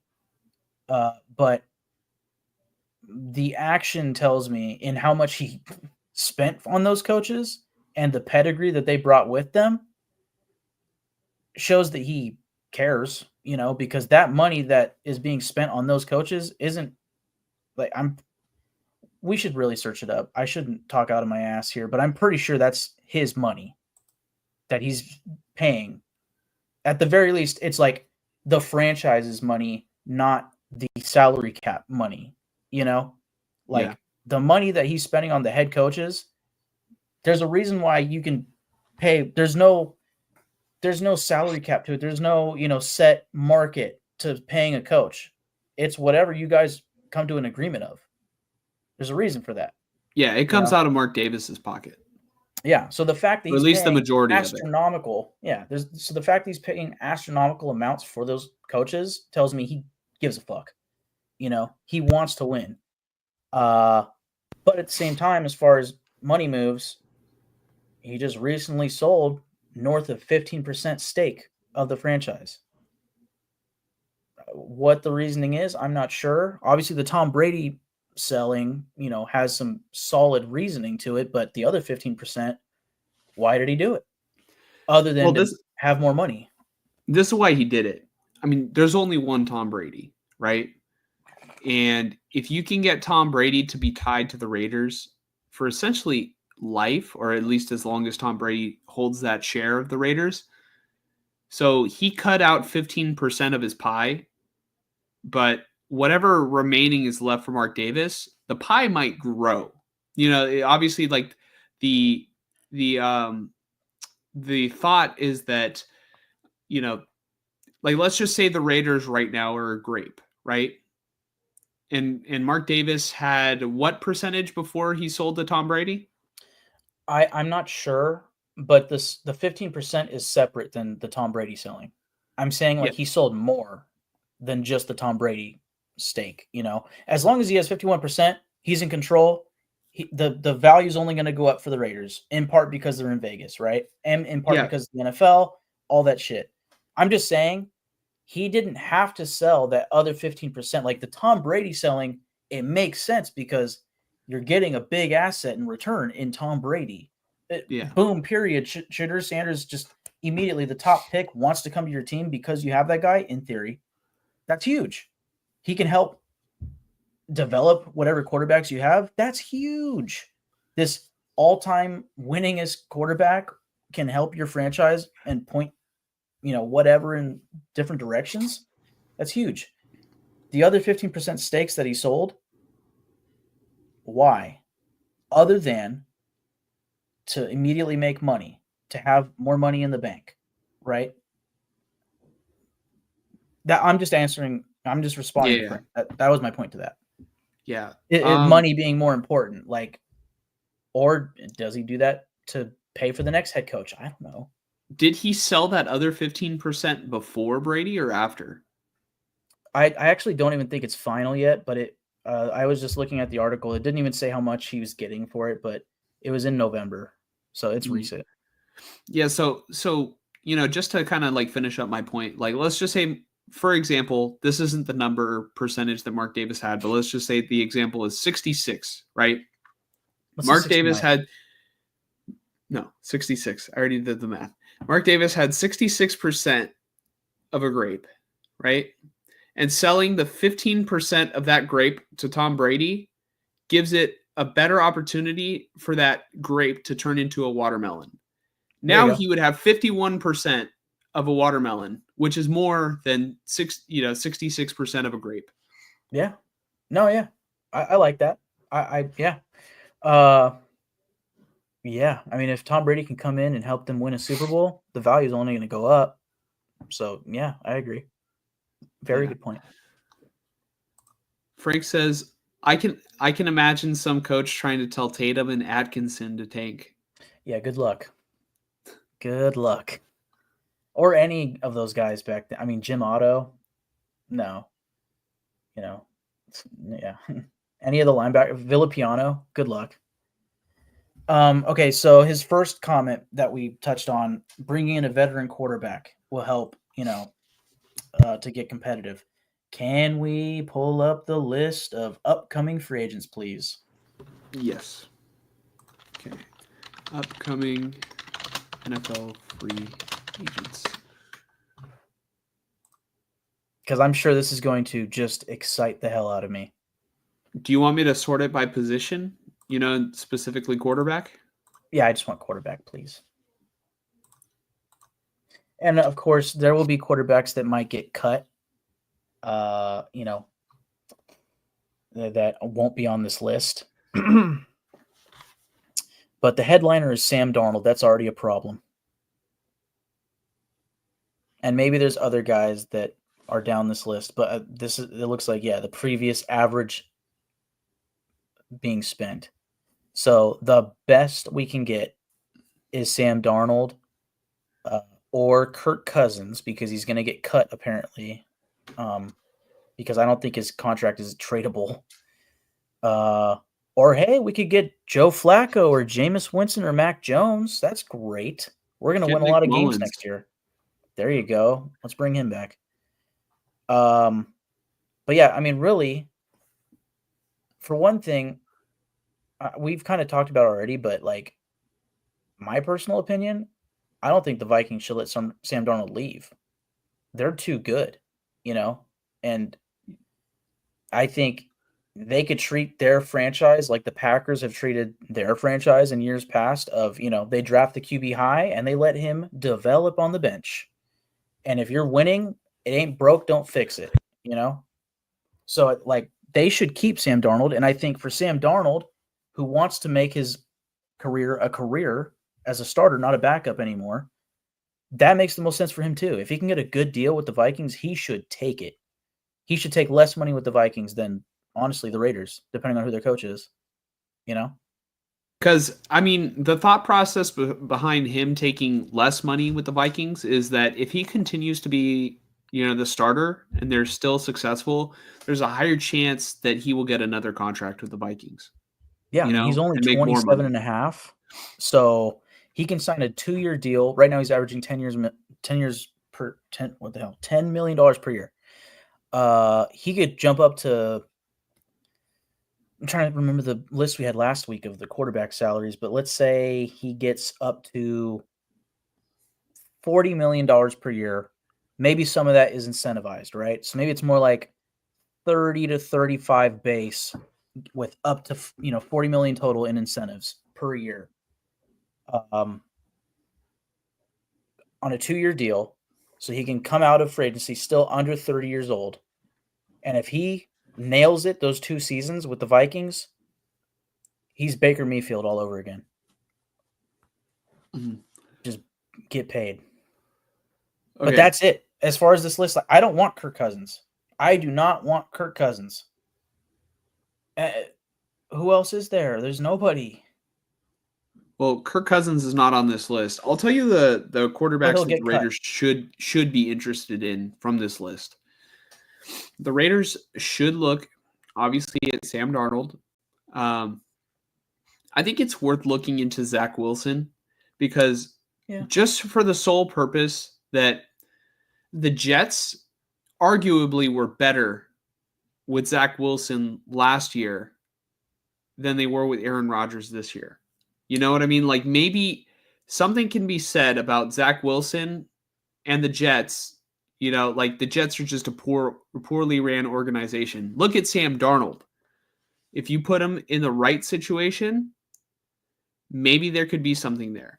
Not saying Zach Wilson is candidate number one. No, candidate number one is Russell Wilson down here, free agent. That's Okay, candidate. that makes sense because obviously he's $1 million. He's way down there. Yeah. But that's another team that shouldn't let the quarterback walk. Like the way the Steelers have played, they need to re-sign him. Yeah. And if I'm him, I'm staying with them at all costs because I'm playing good finally. So another one, I'm less interested than the Zach Wilson, experiment. I still think like maybe there is something maybe still there with Trey Lance. Maybe not as the starter, but imagine if you put him in like the Taysom Hill role and the Raiders get their own Taysom Hill. Mm. That could work. And he could be the backup quarterback. Yeah. Or a backup, like an emergency. Well, if he's an emergency, he can't be Taysom Hill. But Trey Lance can be used, in my opinion. He's not nothing. There is something there, I think. But it's just inconsistent. And, honestly, Lance should go to the Panthers. That's the perfect spot for him. Pair him with Dave Canales. Bryce Young is clearly the starter there. Yeah. If the Lions didn't have Hooker, I would say the Lions would be perfect for Trey Lance. But I'm not opposed to Trey Lance. It's just chances are he's not going to win games immediately. He's not going to. Yeah, he shouldn't be a starter. Zach Wilson, I feel pretty much the same way about. It's just their decision making, their lack of it. Which leads me to guys more like, I guess Jameis Winston, and even his decision making isn't the best either, but he can at least like Brock Bowers would be well fed with Jameis Winston. It's Russell Wilson who is going to re-sign with the Steelers. He's I think that's kind of inevitable. I don't think they're going to move on from him unless like things get bad. But yeah, that should be one of the top candidates. And then I like Jameis, but he turns the ball over too much. You're not going to be a serious winner. You were gonna throw so many touchdowns. Brock Bowers will be maximized, but the defense will be on the field a lot when Jameis throws those interceptions. Depending on who the coach. Go ahead. Sorry. I like the idea of Mac Jones. I don't think Mac Jones is nothing either. I didn't want the Niners to pick him at third overall because I felt like it was stupid to trade up 3 firsts and a third to pick Mac Jones, who might have fallen to them anyway. Mac Jones, starting quarterback for the Raiders. That just pisses me off. I'm looking at this list, and the guy that I didn't notice until just now that I think is the best option, not Joe named. Flacco? No, it's the guy above him, Justin Fields. Not named Sam Darnold or Russell Wilson. Depending on who the coach is running the offense for the Raiders, Justin Fields is the best option they have in free agency because at least he can be multiple. You can be mobile, right? Mm-hmm. And maybe he can be coached right to where he can actually, lead an offense. I mean, I think he still has potential, I'd say he's probably at this point more expensive than like a Trey Lance or something, but I think if you want a guy from this free agency class that you can list as a starter for a year and like not be completely laughed at and be able to win some games, it's probably him. which maybe we shouldn't. Maybe we should just go with Mac Jones and just lose as much as possible. But I don't know. Justin Fields would be the best guy other than the other two obvious starters. Mm-hmm. Not named Kirk Cousins, but I think I would rather have Fields than Cousins, honestly. You would rather have Fields than yeah. Well, not only because I think Cousins is washed, but also because Cousins is going to demand more money. Oh, that's not true. That's actually, you know what? Damn. Look at Russell Wilson. He'll be this year's Russell Wilson, next year's. He's going to, because the Falcons will be paying his contract. He will take a base salary like Russell Wilson is. So he'll be a steal. So no, well, I don't think it'll be the exact same. I think whoever takes on Cousins' contract is going to have to be responsible. I think the number was like 27 million. Not if he's cut. Not if he's cut. If you trade for him, yes. But if the Adam Schefter came out like Saturday was like the Falcons will probably cut him because he has a $10 million incentive due in March. It's the same thing as Derek Carr for the Raiders a couple years ago. They'll cut him. Well, you're looking at the next quarterback of the San Francisco 49ers, Kirk Cousins. Maybe.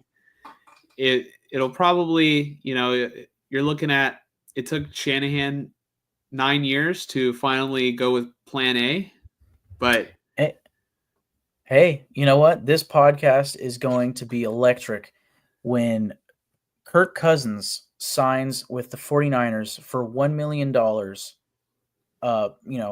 And then breaking news, the Raiders have traded their second round pick and next year's first round pick for Brock Purdy. Man. And then they use their first round pick to get like the best receiver. Or they use their first round pick to get the next quarterback. No. I don't know. I mean, at that point, you're probably just banking on Brock. Dude, honestly, I would take Kirk Cousins for this, this amount over Brock Purdy for $60 million. Right. For even if Kirk is washed. Right. I don't blame you. It's just, bang for your buck. You know what I mean? It's like, hey, and Purdy would be ecstatic because he'd have no state income tax. Oh, I'm not talking about the Raiders. I'm talking about, I'm just saying in that trade scenario. Yeah, I'm not talking about the trade scenario, but yeah, let's see. Other quarterbacks that stand out to me on this list, Joe Flacco, I think has shown he can step in and, contribute. He was not necessarily great for Indy, but he was great for the Browns last year. Started a playoff game. Andy Dalton he's kind of up there in age. So he started off hot this year and then just completely cooled off. He's going to be, he should retire, I think. And Carson Wentz is another quarterback that stands out, but the offense is just going to be very, it's going to be hard to watch, I think. Yeah. Like Carson Wentz, you might as well just have Gardner Minshew. I would honestly rather have Cooper Rush than most of those guys you just named. Yeah, and then Cooper Rush was going to be the last player that I was going to name. Unless you want Jimmy Garoppolo back, it would be like a nice reunion. It's like Antonio Pierce was winning games when Garoppolo was technically still on the roster. So, Jimmy G just wins games. How many years did I have to hear that as a 49er fan? Yeah, they had like 6 wins or something, maybe less, back when they benched him. So, that's already better than this season. Yeah. They didn't have 6 wins. Probably not. It might have been week 6 or some shit. I don't remember, but I'm just pulling. Yeah. Let's see. But yeah. Frank says enough draft capital might open up some availability. For what? Yeah. Could you clarify that for us, Frank? You guys are right. There isn't much on that list. Yeah. Yeah, I wasn't trying to put down your comment. It's like I agreed with your point of like if you get the right veteran, hey, if Derek Carr gets cut by the Saints, you know, that's I'd take Derek Carr back over, you know, forcing a quarterback at 6th overall or something, you know. You know what? That's going to happen. Carr's going to get cut by the Saints, and he's going to come back to the Raiders. Wouldn't that be something, man? And then the You know what? Raiders And are at going to that point, just they're gonna hire John Gruden and everything. Fuck. the Raiders are going to pass on a quarterback, and they're going to take Alex Leatherwood again. No. Yeah. Okay. While Frank is hopefully clarifying in the comments, I watched a YouTube video. I'm not gonna like talk massive shit here or anything, but I watched a YouTube video of this guy who was like kind of giving options, just early options. Like he kind of made it clear like this isn't like a serious, like super serious list, but just like off the top of the dome, here are some options for the Raiders at coach. You know, if they were to decide to not run it back with Antonio Pierce. And one of the guys he mentioned was John Gruden. You want to know what I will do if, you know, they hire John Gruden as their head coach again? What will you do? Okay. Well, there goes Mike. All right. One thing I will say, I like John Gruden. I plan on telling Mike when he comes back, but like, I do really like John Gruden. It would just be. Could you imagine if they paired Tom Telesco to John Gruden, and they actually let Telesco make the like first, second, and third round picks? Like it might actually work. Yeah, possibly. It's just, I had this conversation with my dad at the dinner table, and he was a big, still is. He was a big Jim Harbaugh truther of like that's who you need to get for the head coach, right? Yep. And you were the same. I don't blame either of you. Yeah, right? the smart ones were. Obviously. Yeah. In hindsight, obviously that was the right move. Kidding. Like in hindsight, interim coaches, they just don't work. Let's be honest. Not long term, So Jim Harbaugh, funny enough, was an interim coach for the 49ers. They fired Mike Singletary, and Jim Harbaugh took over when they fired Mike Singletary. I'm pretty sure at Stanford. He was at Stanford. Hold on. Let me get there. It might have been Jim Thompson. Oh, all right, hold on. 2010 49ers season interim head coach. Interim head coach. Let me get this right. Oh no, it was Jim Tomsula. Sorry. Okay. And then they hired Harbaugh. Yeah. Okay. So, and then they hired Tomsula. Yeah, that's weird. And you know what? All right, hold on. 49ers 2020 or 2014, 2015 season. The 49ers 2015 record was where are the standings? They were 5-11, just one less win than they have this year. Huh. So hey, bring back Tom Sula, huh? A third time's a charm. What were you gonna say, Mike? Sorry. I had this thought that, like, I'm gonna come off like I'm a John Gruden hater. I'm not. Like, I love all the content we're getting lately with him with like Barstool and stuff. It's hilarious, and he deserves, I think, like that second chance after everything that happened. Yeah. And hey, he deserves to be in the NFL. He deserves to be a coach. I just don't think he should be a head coach. I don't think he's that guy anymore. I think he should be a quarterback coach. That's what I think. Or a senior offensive assistant, one of the two. He should not be a coordinator. He should not be a head coach. Maybe coordinator, but probably not. Like, I just don't believe in it that much. Point being, How would you feel if he was the coordinator for the Chiefs because of the connection with Andy Reid? That would make a lot of sense, actually, because Andy Reid would still be the main coordinator, but they would work together. Oh, that'd be brilliant for them, honestly. That'd make a lot of sense. And he'd be like, "Hey, Andy."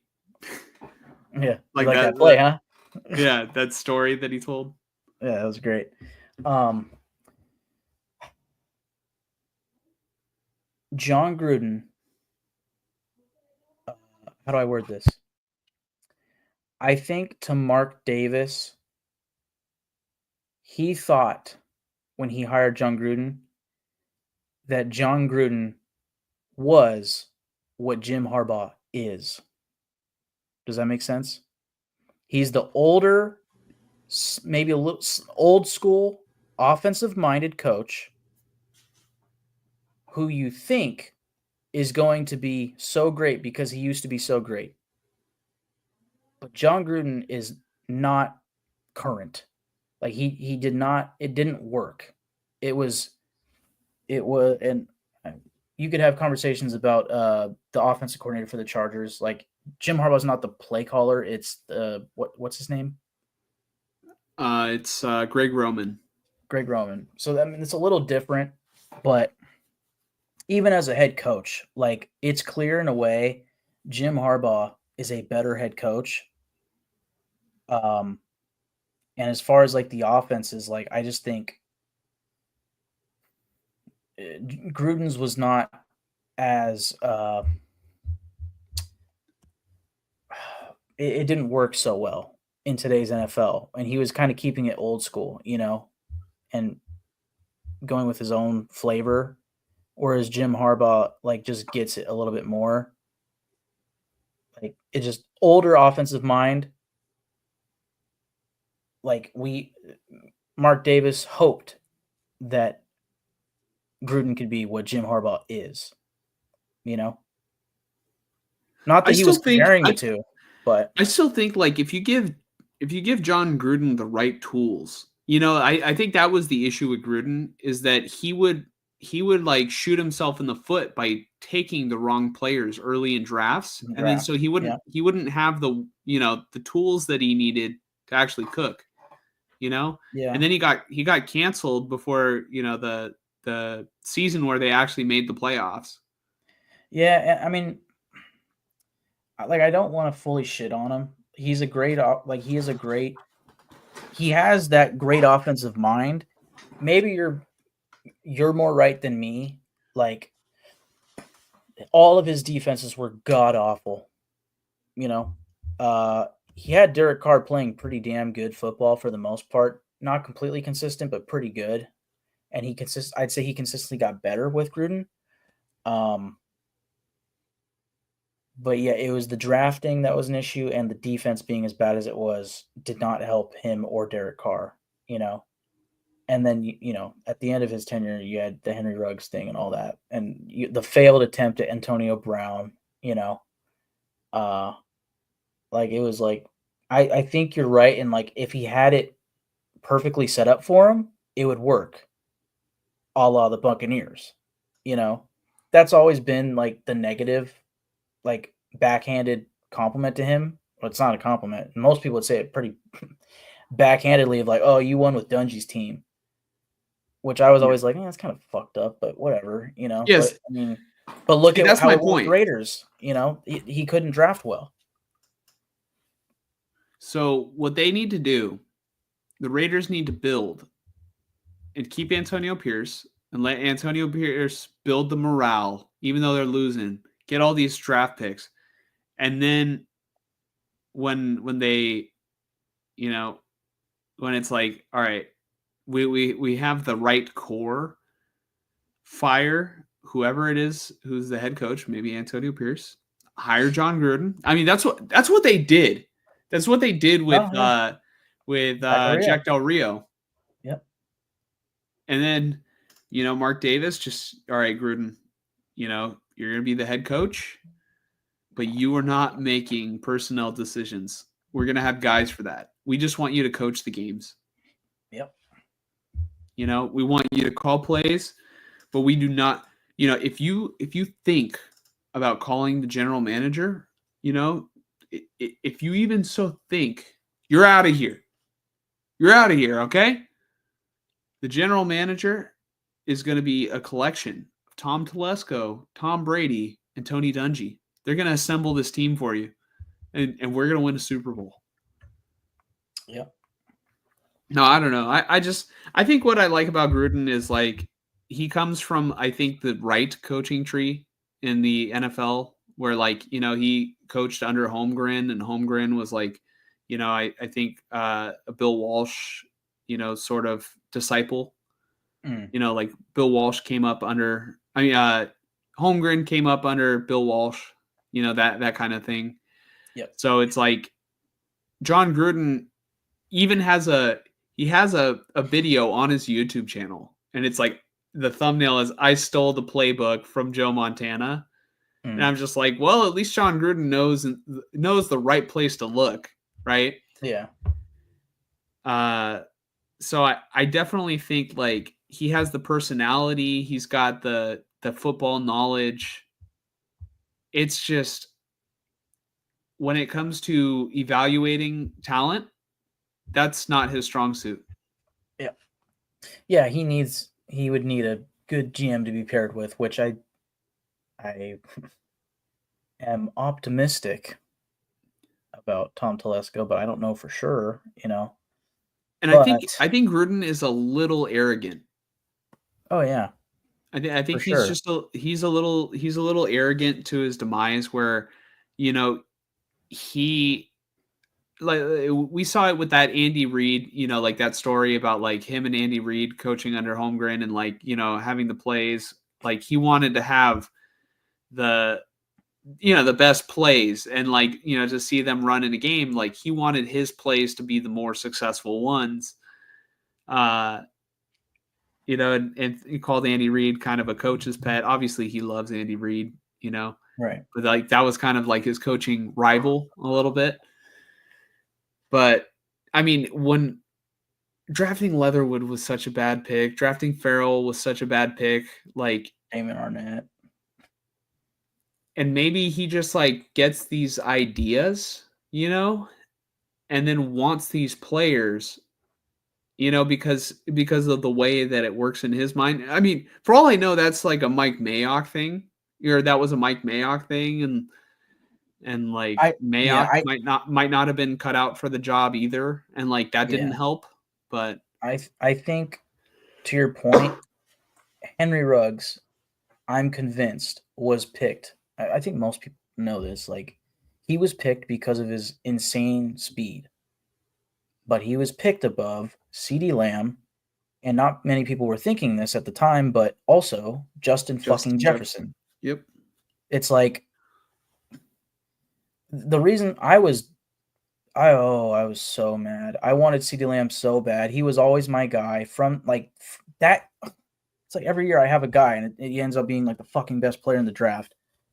Obviously, Justin Jefferson was in that draft, but still, unless I'm missing somebody. But point being, I wanted a bona fide number one receiver because we hadn't had that since Amari Cooper, who John Gruden traded. And CeeDee Lamb to me was that one guy that was like clearing away. He is a number one receiver in the NFL. And no, let's go for the speedster. Let's go for the one trick pony, And granted, like, no disrespect to Henry Ruggs, he actually, unfucking fortunately, the year where everything happened with him and he was, no longer in the league, he started really coming on. Like, he was killing corners. Mm-hmm. I was like becoming very impressed with Henry Ruggs. Like, I thought, oh my gosh, we might actually have something here, guys. And then everything happened there, Yeah. They passed. Here are a couple names of players that they passed on that would have made a bigger difference on the Raiders, I think, than Henry Ruggs. So obviously you mentioned CeeDee Lamb, Justin Jefferson. That goes without saying. But Tristan Wirfs literally went with the next pick, and that would have been huge. To have him at right tackle, to pair with they already had Josh Jacobs at that point, right? Yep. You pair Josh Jacobs with a good offensive line. Let's see. Raiders could have had Jalen Reagor. No, just kidding. No. Jordan Love, I think, did benefit from sitting behind Rodgers. So I'm not going to say Jordan Love, but I definitely will say Patrick Queen. Patrick Queen would have done wonders, I think, for the Raiders. I think he's a great linebacker. Yeah, I want to say the cornerback for the Bears. Damn it, I'm forgetting his name, but I want to say he went. Forgetting his name. I feel like it has an A in his name, but I don't know. But there's a corner for the Bears that went in like early second round. That's who I wanted instead of Damon Arnett. Forgetting his name. Here, let me see. Rounds second. You said second round? Bears. Okay, look. 2020, right? Second round. For the Bears. I feel like I know who it is. Jalen Johnson. Yeah. Yep. Yeah, Jalen Johnson. That's exactly who I was thinking of, but I just wanted to make sure it was the right player. Yep. Anyway, I mean, that's a whole tangent, just John Gruden talk. We'll, I think, get more into coaching candidates for the Raiders soon. But the whole point to all that was just there's no way that John Gruden is an option, in my opinion. Like, he ran his course for his time. In my opinion, you need to go for the younger offensive minds. If you want to go for a Vrabel or the Vikings defense coordinator, why am I forgetting his name? Cool, but my personal opinion is you need Brian Flores. Brian Flores. My personal opinion is you need to go for the next Kevin O'Connell. You need to go for the next young offensive mind coming out of the proper coaching tree who can just lead the offense and coach a quarterback. Sam Darnold, who gives a shit? 13-3. Thank you. I don't care who the quarterback is. Because of my coach, because he's so damn good, we're going to win. I mean, Justin Herbert's great, but Jim Harbaugh, right? Like, everywhere he goes, he wins. That's what we need. And you can't guarantee that a young head coach is going to do that. A first-time head coach like a Ben Johnson or the Bills offensive coordinator, there's no guarantee that they're going to be great head coaches. They might not be cut out for it. But fuck it. We need a guy who can coach the quarterback. And usually it feels like these young offensive minds come in and they know what to do because they know how the league works. They know how to beat the defenses, Matt LaFleur. Dude, who's going to be the Raiders head coach next year who could be if they draft a quarterback? Who could be good if they draft a quarterback or what? No, who could be the Raiders head coach if they draft a quarterback? Oh, I see. Deion Sanders. No. Well, he could be, but I hope not. I don't know. Yeah. Cliff Kingsbury, didn't come as an offensive coordinator, but could you imagine if the Raiders offered him a head coaching position if they had a premium draft pick to select a quarterback? Look at what he's done with Jaden Daniels. Yeah, and a running game that a lot of people wrote off. Yeah, I could see it. Because that was the Raiders' top choice, but you know what? It's not going to happen if they still have Telesco and they still have it'll rub them, I think, the wrong way that he backed out. And just out of pride, they're not gonna give it to him. So I actually take that back. But it's not the worst idea. Yeah, Brandon says, "How did the Raiders ruin the tank?" They wanted to be. It happens every year. It happens every year. What did you say, Mike? They wanted to be heroes, Aiden O'Connell, Amir Abdullah, Isaiah Polamau. They wanted to be heroes today. No, I mean, again, as much as we would like them to tank, they're not going to, and hey, I picked the Raiders to win this game because I fully believe the Jaguars. Part of this is because I'm mad at them for losing to the Raiders, but I think they're just trash. They're garbage. They are a poor excuse for an organization. Shout out to the Jaguars for fucking me up. But, yeah, I just, the Jags are not a good team right now. So it doesn't shock me.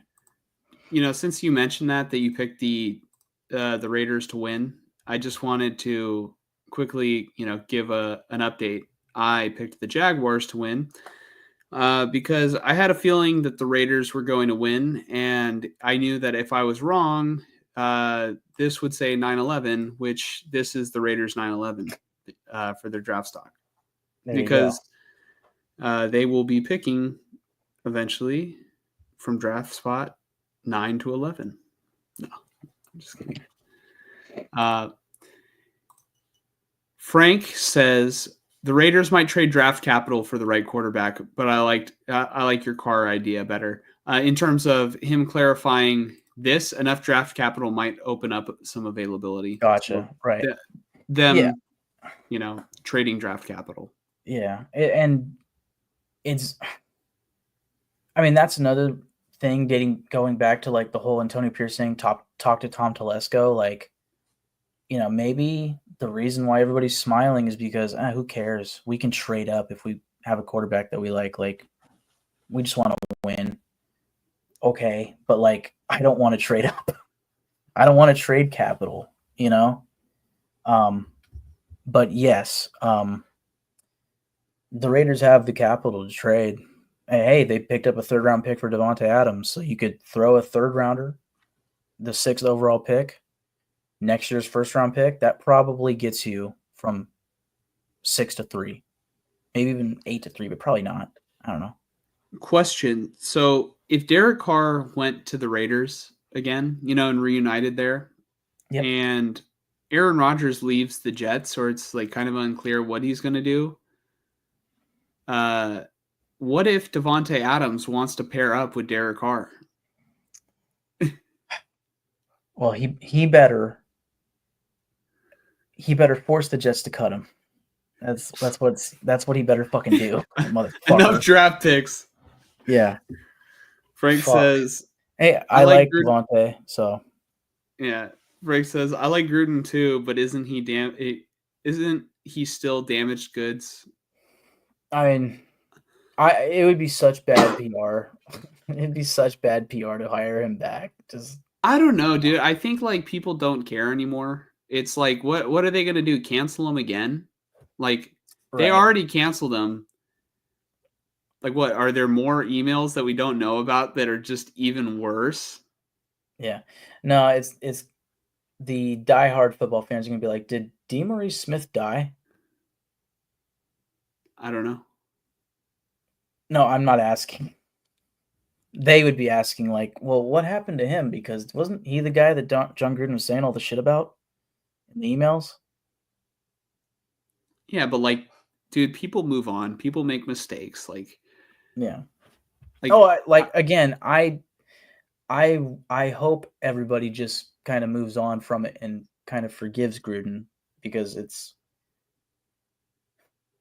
Yeah. Let's see. I will get to Anthony's comment in a second, but first, Frank says both Gruden or Del Rio would both be a considerable improvement from where we are. I don't know about Del Rio. You know what? Well, actually, the bar Del Rio might actually be worse PR than fucking Gruden. I'm pretty sure Del Rio has been saying some stupid shit. Well, no, dude, the freaking footage of him getting arrested. It wasn't body cam footage. It was like footage in the back of a cop car, which, it's funny. Recently, I saw the Del Rio video, and then I saw the Patrick Mahomes Sr. video. the Mahomes senior video I just saw literally like a couple hours ago, but he was like, he was just so entitled of like, my son is the quarterback of the Chiefs. He does not need this right now. You can't do this to him. And it's like, it was hella funny because he was like, I'm not drunk. I have had drinks, and I probably, if you tested me, I wouldn't pass it. Like, dude's clearly drunk. Like, only a drunk person would say that. Yeah, I'm not drunk. I'm just inebriated. Yeah, he like said it. He like said it a couple times. He's like, I'm not drunk, but just so you know, I have had a couple drinks.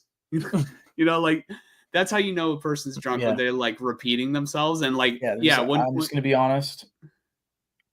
I'm not drunk, but I've definitely had a couple drinks.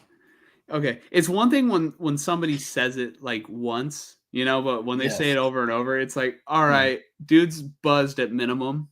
Yes. But they're probably drunk. Yeah. But yeah, Del Rio had like I don't know if he pissed himself or like he was just like asking to go to the bathroom. I forget. But yeah, he had a DUI or something and he got arrested for it. And immediately was fired from wherever the hell he was coaching. I think it was the Saints. Either the Saints or a college team, something. But I think it was a college team. But yeah, point being that can't happen. But I agree with what Frank is saying. I think they both would be better than Antonio Pierce right now. It's just my personal opinion is you have to get the hot, hip, offensive-minded coach who is probably very young. I think that's what you have to go for. Like a Josh McDaniels. No, he's not hip. He's not hip. He actually he's at the stage in his life where he's worried about hurting his hips. But I don't know, just these coaches that come in and immediately just are successful. O'Connell from the Vikings, LaFleur with the Packers, even I'm forgetting his name, but the Bengals head coach. I mean, they went to the fucking Super Bowl, right? What did it take? They got the quarterback, right? They got the first overall pick. But not for O'Connell. I mean, he's had shit luck with quarterback, kind of. But when they're actually healthy, 13 wins, right? Kirk Cousins, he had his best season under O'Connell. Now Sam Darnold, he looks like a Pro Bowler. That's what the Raiders need. Has there been a first overall pick that has lived up to the hype as much as Joe Burrow has? I'd say Cam Newton until he fell off. Yeah. But like, dude, Joe Burrow, like, I mean, obviously hasn't won a Super Bowl yet, but like, Joe Burrow's badass. He's, he's very good. And he's like one of those quarterbacks, like, yeah, I know you do. My fantasy team appreciates him. The Bengals, man, they had that first overall pick. They picked Joe Burrow, and like, he has been the unquestioned guy since he got there. It's not like Bryce Young. Things weren't smooth sailing. Caleb Williams right now, like there's even Bears fans. We've had a Bears fan here saying that Tyson Bagent is better. Yeah. Yeah. So like, yeah. Joe Burrow has, I mean, yeah. Talk about franchise changing first overall picks. Anthony says, hold on. I think there's a more recent one saying kind of the same thing.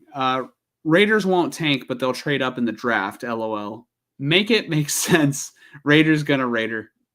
Yeah, I mean, think about it this way. Imagine if the Raiders trade up to get a quarterback, and they're still the worst team in football. But they traded their pick from the next year's draft to get the quarterback. So now they can't pick anybody to get any fucking better the next year. So they're still the worst team in football. Oh my God. You can see into the future, Mike. You can already see it. We can already see it now. But I do want to go back to this comment because I feel like these two comments are very linked. It's the last sentence of Anthony's comment, Raiders gonna Raider, and then Gruden and Del Rio, it's both of them getting in trouble, whether it be by the law or being suspended or whatever, or fired for being canceled. You know what they say, it's you can take someone away from the Raiders, but you can't take the Raiders away from somebody. Yeah, man, they are true Raiders, that's for sure. Or maybe Chiefs. Maybe true Chiefs, because the Chiefs were the team getting into trouble this offseason, but yeah. No, if the Raiders trade up for a quarterback and it doesn't work, and then they don't have a first round pick the next year, or worse, they do the Trey Lance trade and like really, 3 first round picks, you will see me wearing NFL logos more often and less Raider logos. Like I'll just be Rob Lowe, and I'll just be like, yeah, go Lions, go Bills, go NFL. Dude, just don't go Chiefs, honestly. Yeah, it's like the more I go in life, like, because obviously I'm a 49er fan, right? But it's like the more I've matured, the more I'd realized I'm just a football, like I'm a Niner fan, but I just love football in general, to where I would say that I'm different from a fan who's just like, Brock Purdy's the best quarterback, Shanahan's the best coach, they're going to figure it out. The 49ers are, they're by far like the best team. They're the main character. Like no, I'm just like, I've kind of gotten to, the point of view where I want the 49ers to have the best everything. Like that's my team. That's who I'm loyal to. I want to see them do great things, but like when they're doing stuff that I don't entirely like, or like they're just not as good, I can still enjoy football as a whole. And like, seeing what Detroit is doing this year it's just great, because they have been waiting forever for that, and they're playing good football. Like it's genuinely fun to watch. Yep. And like whereas baseball, like I'm a Giants fan, but right now I am not a baseball fan, at least not MLB. You know what I mean? Yeah, I was gonna say I'm an A's fan, but I don't hold that title anymore. And baseball, we've had this conversation, but I'm over baseball until further notice. But I enjoy the San Francisco Giants ballpark so much that it might be that team and that ballpark that keeps me in it. Like I can see it right now, and I'm not the type to switch teams, but I can see it right now. The avenue is so clear for me to be a Giants fan. It's not even funny. It's just a matter of, do I give a fuck about baseball, or do I just want to go to a game occasionally and, enjoy whoever I go to the game with, probably get a hot dog or whatever, and just watch a game. But I don't give a fuck about the record. I don't care what the record is of the team they're playing. I don't care what the record is of the Dodgers or whoever's in their division. It's just, all right, I hope this is a fun game. I hope they hit a couple home runs and some funny shit happens. Yeah. That's probably what it'll be, because I don't care about the MLB. Yeah. The MLB, oh my God, what a fall from grace. And then really, this has been possibly the worst season. Yeah, I know we're getting really off topic, and we're going to get to the Raiders Saints preview just after this little baseball tangent here. This might be the worst season in baseball history, or at least especially in Bay Area baseball history, where not only did the Bay Area lose the Oakland Athletics, we lost, the Giants lost Orlando Cepeda and Willie Mays, literally in the span of a couple days. All right. If we're talking baseball as a whole, Fernando Valenzuela passed away. The Dodgers won the World Series. It's horrible. The World Series was Yankees Dodgers. What worse matchup could you have asked for? Right? Yeah. Yeah. And then, I never thought I would root for the Yankees in the World Series, and I was kind of rooting for them. yeah, dude, literally those two teams have sucked away all of the fun. But can you blame the owners? It's not the owners' fault. It's No, it's it's the the rule. commissioner of baseball. Yeah.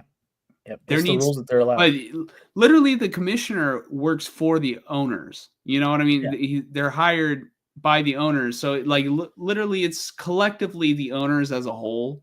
It's their fault, but the fact that there's no like salary cap or anything to like make them competitive, like it's just straight up, all right, it's a business, where it's almost as if they're playing for fun and then just Yeah. making money off of it. Yeah. I think if there were a salary cap in baseball dating back to like 2000, the A's would have won at least one World Series in my lifetime because Yeah. their scouting department was so good. It's Well, just a that they didn't salary have cap the and a money. floor and a floor. Yeah. Well, recently, yeah.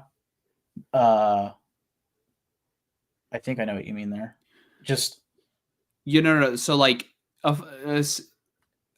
like if they imposed a salary cap in baseball right now, mhm.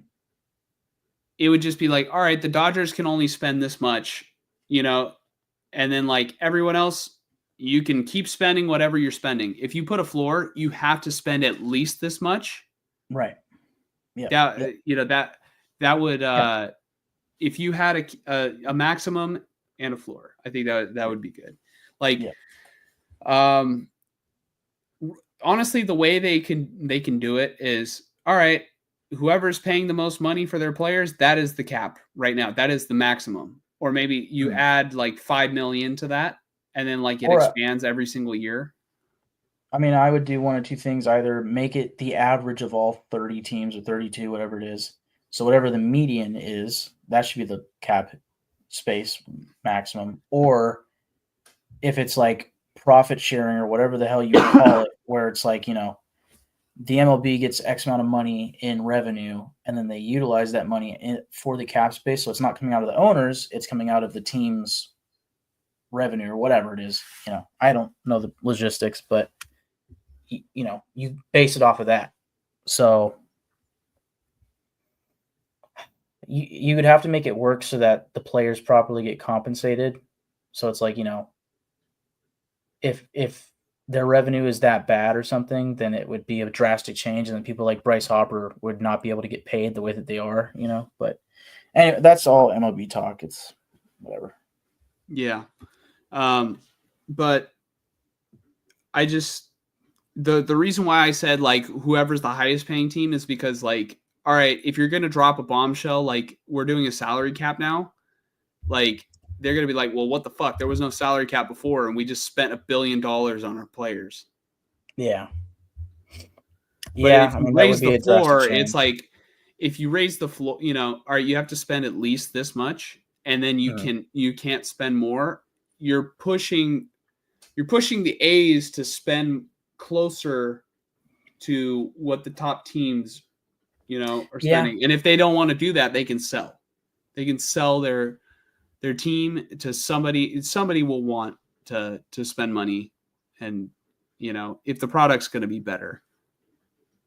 But that's a conversation for another day. Let me get to these comments, and then we'll finish out the show with the Raiders versus Saints preview. Should be pretty brief. But Anthony says, in regards to the Raiders' next head coach, you got to know they'll bring a good coaching staff. Shanahan had Saleh, D'Amico, McDaniels, LaFleur, and Turner. Here's the thing, that was just Shanahan. Like I mentioned before, one of the good things about Shanahan is his connections and eye for evaluating talent. At least like from the coaching perspective, like that is like one of his strengths, I would say, that I have enjoyed for his tenure as a coach. There, excuse me, there have just been other things I'm just like, what are you doing? Anthony says, when the Niners had Harbaugh, he had Roman, Fangio, Donatel, Tom Sula, and Rathman. Yeah, man. Harbaugh's got those connections too. Yeah. Different connections. Although not everybody likes Greg Roman. I personally, I think like his offense is good for the most part. Like I think it downgraded on the Niners when they got rid of Greg Roman. But he is such a good run game coordinator. God, Greg Roman is such a good run game coordinator. I love Fangio as a defensive coordinator. Yeah. And then obviously, Rathman was he was a great Niner. A little bit before my time, but yeah. To Anthony's point, whoever the Raiders chooses their head coach needs to have a good coaching staff, the good connections, whatever you want to call it, to bring along with him, especially on offense. But if he's overhauling the entire staff, like you got to have good defensive staff too. Like you got to have the right connections. You got to bring in a good coaching staff. That is imperative for sure. Who would be the guy that the Raiders could hire who would have those connections? Well, maybe. I mean, here's the thing. Brady can have those connections too. It's possible. But probably a lot of expatriates though, which honestly, that leads me to Vrabel. He had it working really fucking well in Tennessee. You don't want Patriot connections though. Well, honestly, aside from Bill Belichick and Vrabel, everyone else failed. Yeah, the Titans weren't, I don't think, a Patriots like funnel so much as like McDaniels and obviously Belichick. Yeah. I'm curious who was on Vrabel's staff when he was with them, but that's for another day.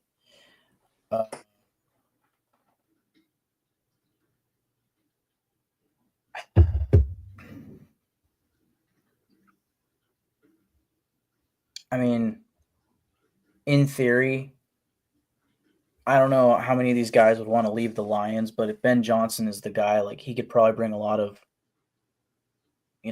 the coaching staff, especially like assistants or something from the Lions, and just kind of build the Lions offense 2.0.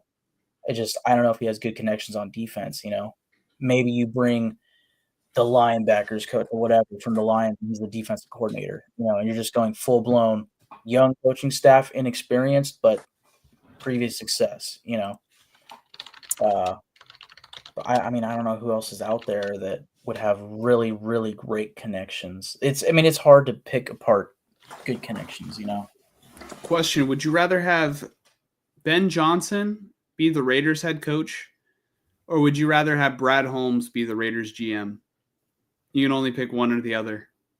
Brad Holmes being the Lions GM? Yeah, he's the Lions GM. I would much rather have Ben Johnson as the head coach. Really? I think Brad Holmes has done a great job, obviously, but I don't think there's a coordinator that's close to as good as Ben Johnson right now. Like the creativity that he brings week in and week out to their offense is fucking gorgeous, and I want it so bad. Hold on. Let me see Ben Johnson coaching career because I'm curious. But as a coach, Dolphins. He was the passing game coordinator in 2021, and then okay. He's been with the Lions since 2019. Actually, he was with the Lions back when Campbell was there. Or sorry, Dolphins. But continue. Damn. Yeah. So, he was an offensive quality control coach in 2019 for the Lions. Then he got switched over from 2020 to 2021 as the tight ends coach. Then became the passing game coordinator in 21. And then from 2022 till the present, he's the offensive coordinator. Yeah, man. You know what? Campbell's first year was 2021, right? And they didn't put everything together until like literally they started being like pretty good on offense in like these past 2 years. Mm-hmm. I think them learning Ben Johnson's offense. Yeah, you know what? That's a good answer. Ben Johnson. I love his creativity too, like you mentioned. You Yeah, like genuinely. that's the Sometimes you just main. think of plays like, why don't they do this? And he does that. They were on Thursday Night Football, I want to say, a couple weeks ago. I don't know who they were playing against. At least I think it was Thursday Night Football. But I just want to say they were on Thursday Night Football because I was watching the Prime Vision or whatever it's called. And they did multiple jet sweeps with Amon-Ra St. Brown. No, they only did one. I'm thinking of Puka Nacua that one week that the Rams were on. Maybe they were playing each other. I don't fucking know. But I know the Rams did like multiple jet sweeps with Puka Nacua. But point being, I just remember there was one jet sweep that the Lions did a couple weeks ago. I want to say it was Thursday Night Football because I swear it was on Prime Vision. And I usually don't even care for jet sweeps, dude. I really think that most of the time they kind of suck.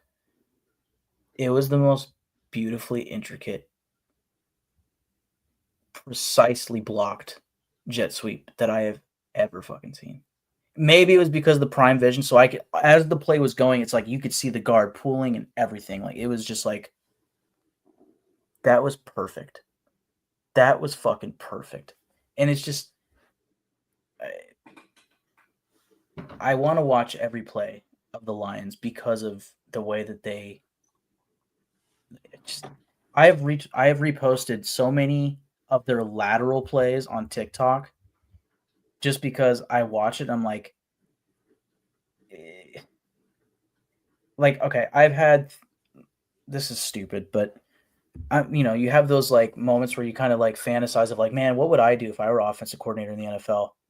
And like, there was one period in time where I was like, I think I would try two quarterbacks. Stupid, dumb, it wouldn't work.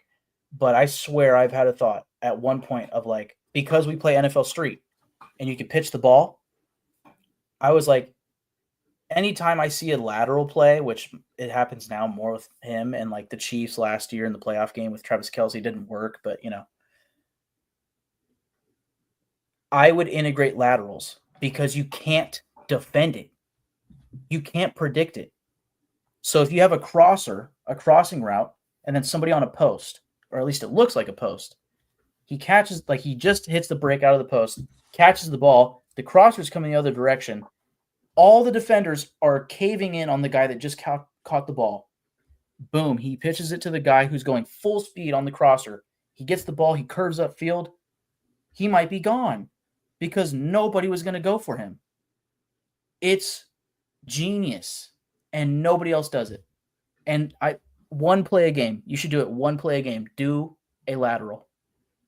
And Ben Johnson's the only guy. Not the only guy, but like he's doing it often. And then this week, they had a play where it was a touchdown to Sam Laporta. You probably know what I'm talking about. Yeah, where Goff Gibbs fake tripped, and then they both fake tripped as if one of them fumbled. Like they made it look like Goff was stumbling.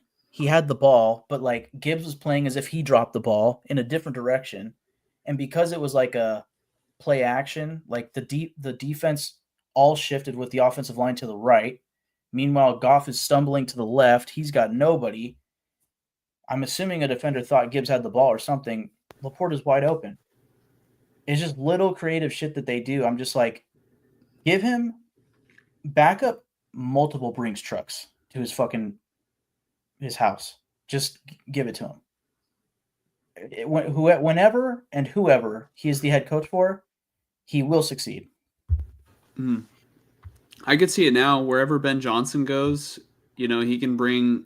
I mean, he would probably poach a couple people from the Lions staff because he's been there for so long and knows so many people. like maybe some assistant general managers or like, other people who are there to, I mean, I guess I don't know how much staff is needed for the Raiders if they're going to keep Telesco, but I say coaching staff, just overhaul it. No more Rob Ryan. He's been with the Raiders forever. It's been like 2 or 3 years. He's been with he was with the Raiders back in the day. Right? Because I still always like remember the way that that Grant's dad or the Lowell Cone, tells the story about how Bill Walsh would call him, and he'd be like, tell me about that fat fuck on the Raiders. And he was talking about Rob Ryan. Mike, are you still here? We lost Mike. It's okay. We'll get Mike back in just a second. Frank says, Goff, the Novato knife. I'll come back to this comment. Just in case Mike comes back, because I want to tell Mike too. Mike LaFleur, the Rams offensive coordinator, he's a disciple from Shanahan/McVay. He's not a Ben Johnson, but he's interesting. Yeah, I think Mike LaFleur is the Houston Texans coordinator right now. Let me just double check, because there's Matt LaFleur, there's Mike LaFleur. Here, Mike LaFleur. Just need to make sure that he is offense coordinator for the Rams right now.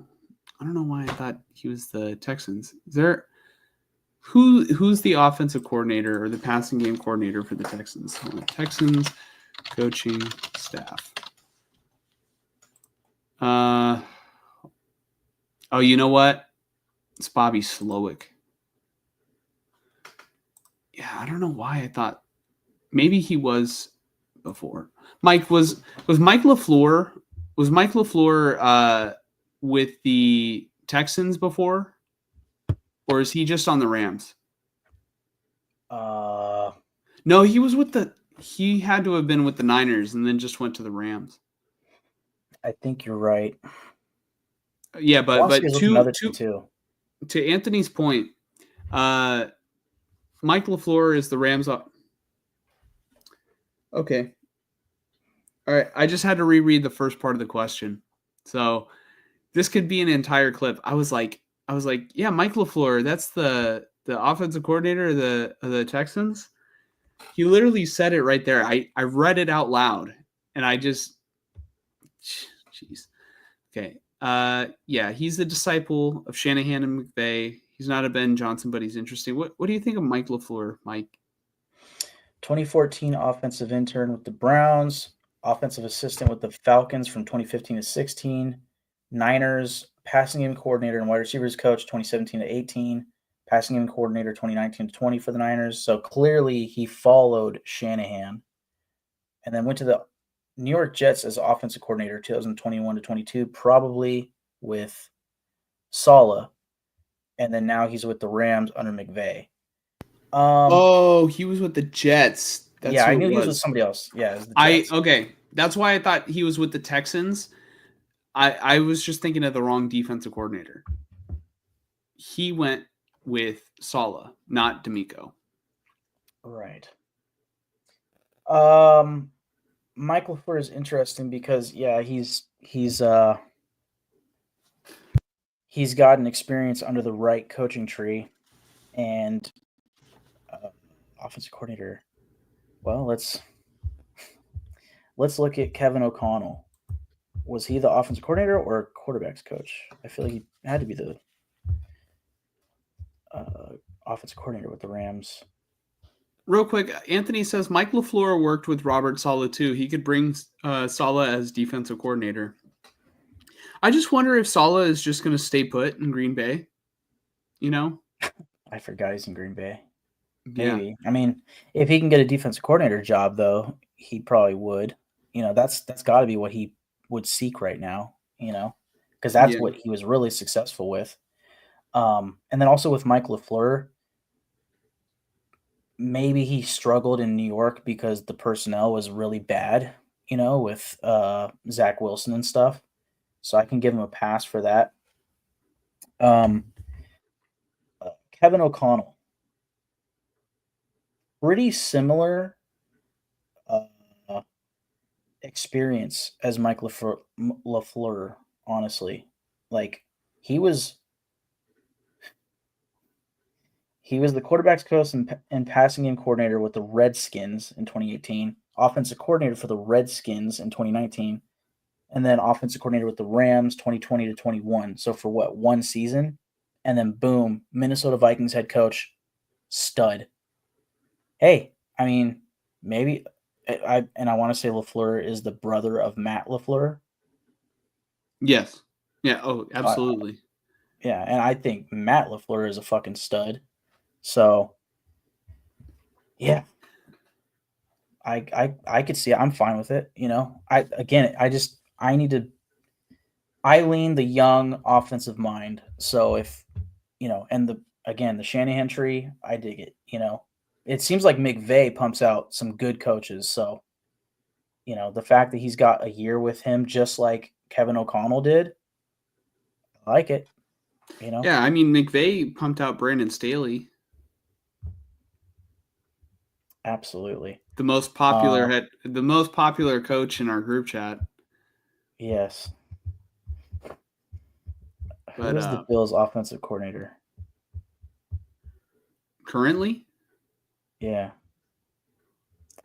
Joe Brady. That's another option. Yeah, He's another option I guess could be like Shane Waldron, the offensive coordinator of the Ravens, but I don't know. No. Sorry, Todd Monken. Sorry, there you go. Shane Yeah, Waldron was the Bears guy. yeah, and he got fired. Yeah, yeah. He's available. Yeah, he is. Hire him now. No, sorry, it's I'm just off tonight, man. What is it? I'm over here. I'm over here reading past the obvious here. When he told me exactly who he was the offensive coordinator for, and I made it harder for myself. Sorry, Anthony. Bear with us. But yeah, I guess Mike LaFleur would be interesting. Definitely, like you said, not as great maybe as a candidate as Ben Johnson. But I do want to get back to Frank's comment. He said Goff, the Novato knife. I have family in Novato, and Jared Goff obviously went to school at Marin Catholic, and that is where my dad went to school and played baseball. It's where my uncle Steve played. He played football and also was the quarterback there. So it's kind of cool that in a way Jared Goff is being able to be successful in the NFL and comes from close by. I just I find that cool. What's he what's from close by? Okay, there have been multiple times tonight where I could stop you for some stupid shit. Okay, okay, but yeah, my Aunt Mary also is in the Marin Catholic Hall of Fame, I think, for sports too. So it's just kind of cool that that's where Goff came from out of high school, and then successful in the NFL. Thank God his name isn't Jack. Am I right? Jeez. All right, let's get to Raiders versus Saints before Mike just gets our YouTube channel taken down for being so awful. No. Raiders are going to be hopefully losing this one, right, Mike? It's going to be close because the Saints are missing Derek Carr. Oh man, I wish Derek Carr was really, I really wish Derek Carr was playing in this game because the Raiders are the one team that he has left to lose to in terms of losing to every single team in the NFL. I wish he was playing in this game so that I'd be confident that we weren't going to lose. Although he wasn't playing that good anyways, so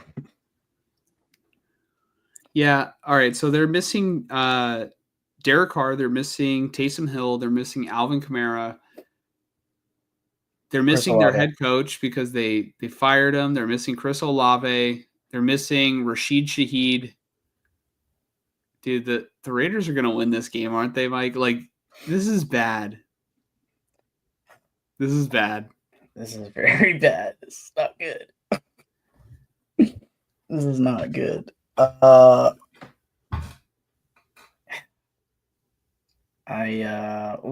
Is this is in New Orleans? Yes.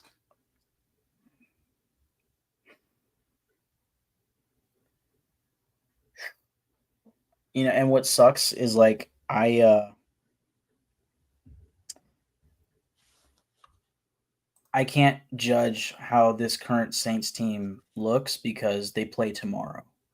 You know, so I can't be like, well, this is how they played this week. Our opinions can change. Like, if tomorrow the Saints look, really good for whatever reason, like, if they come in and whoop on the Packers, I'll feel a lot differently, and I'll probably pick the Saints to win. But I expect it to look ugly, and I don't know. Give me the Raiders in this one. I think the Raiders are going to win. I want a hot streak with picking the Raiders. You are. So I'm gonna utilize my powers for the good of mankind, aka Raider fans, and I'm gonna say the Saints are gonna win this game. Like, all right, let's just say, the Saints who are going to play tomorrow night. For example, if they go into Green Bay, win, Kendre Miller sets like the all-time NFL record for most rushing yards and most rushing touchdowns in a game. Like, let's just say he gets like some absurd number, like 7. Yeah, we don't need that. We don't. I'm still facing Kendre Miller in fantasy. We don't need all that. Yeah, like, dude, you're up by so much. That's why I have to say, oh yeah, he has to set these records. Like,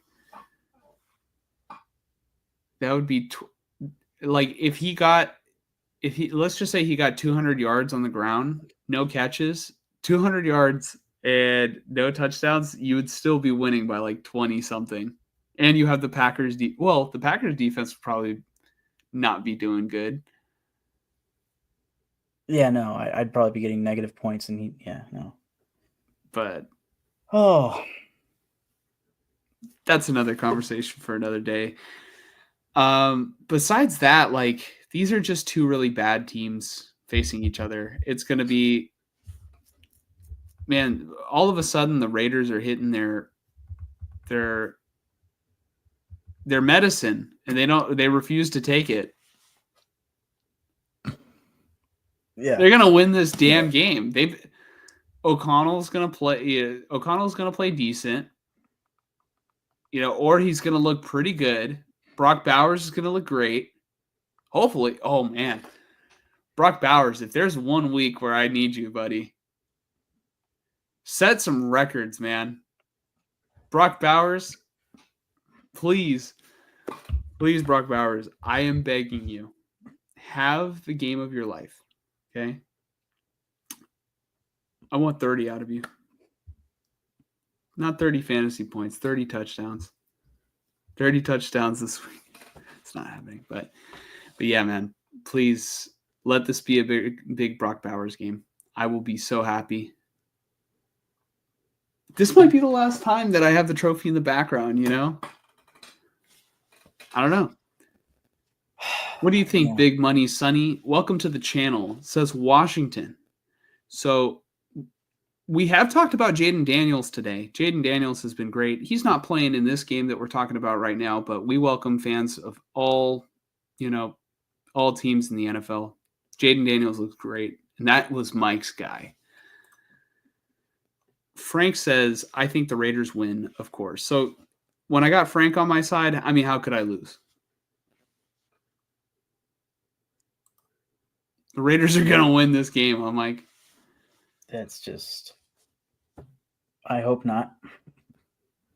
and then I hope they'll do what you said they'll do at the beginning of the season, where you said, I guarantee that they split with the Chargers. You said.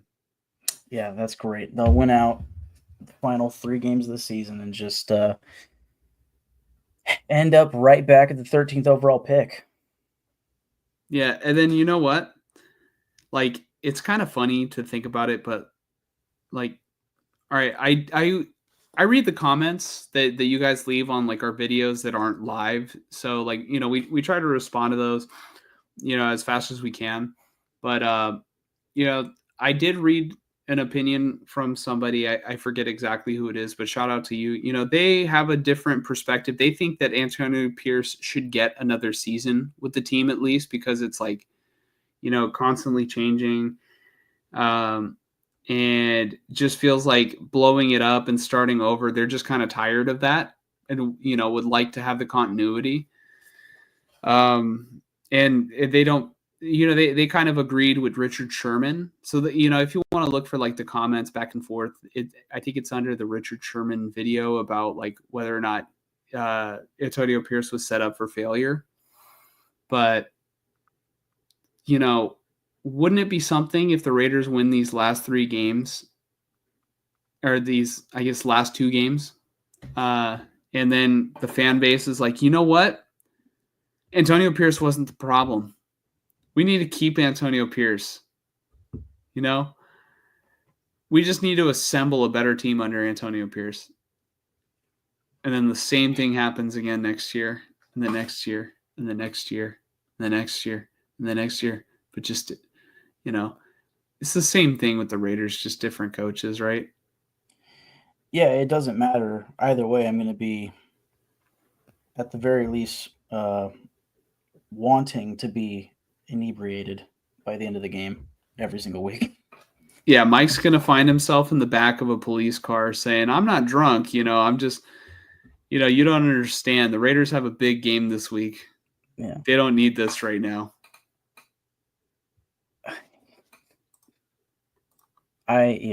It's been a while since they've had a big game. Well, no, they just had a big game. And you know in what? In the reverse aspect, yep. Yeah, they just had a massive game against the Jacksonville Jaguars, and the Raiders lost by winning. Yeah. Because they, like, this past year, like, all right, everybody always says, well, they can just trade. They can just trade their assets to, move back up into whatever spot in the draft, right? What if the other team doesn't want to trade with you? Like, I don't think there's a price the Raiders could have put to get Jaden Daniels from the Commanders. That was their guy.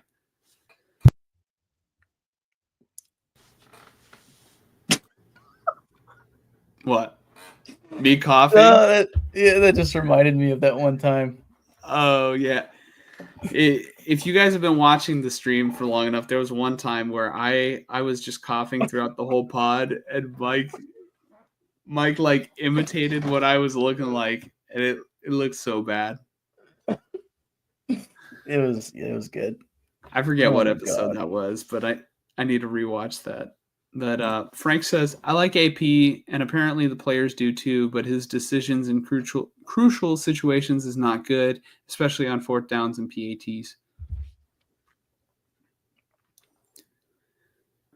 There have been a couple times this year where, like, we've sided with Antonio Pierce on a couple of them, and then there's been other times where, I think that we were also critical of him. So I would definitely like to have a coach that makes, I mean, it's tough because, like, as long as decisions work, they're sound decisions, but, yeah. As long as decisions work, you're going to find consistency, is what I was going to say. But yeah, that's the show, everyone. Honestly, this was a great one, besides the fact that, like, Anthony told me that Mike LaFleur was the Rams OC, and I was like, oh, yeah, what team was he Or he's with the Texans, right? Like, it was a perfect show until that. So really, this should be Mike's podcast, and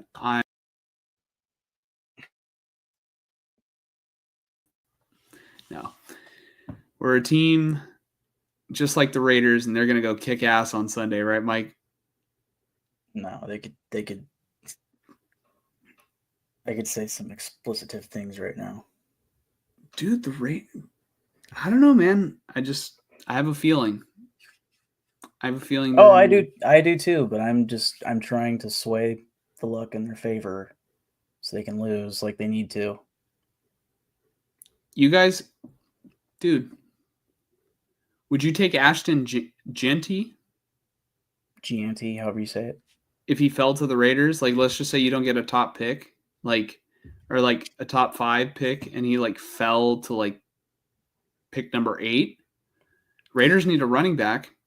Yeah, no, I mean, and then you get Arch Manning the next year. In theory, or you Gianti and Justin Fields. See, now we're talking. Now we're cooking.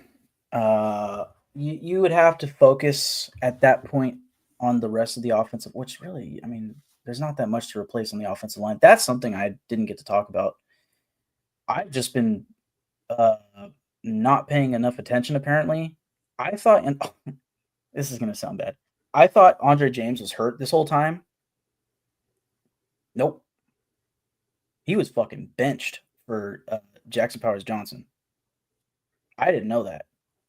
And they just re-signed him to a pretty good deal for a center. So I don't know what that's going to amount to. Like, in theory, if you want to put like your best guys on the field, you'd have Jackson Powers Johnson at like left guard and Andre James at center. But if he was benched, clearly he wasn't playing good.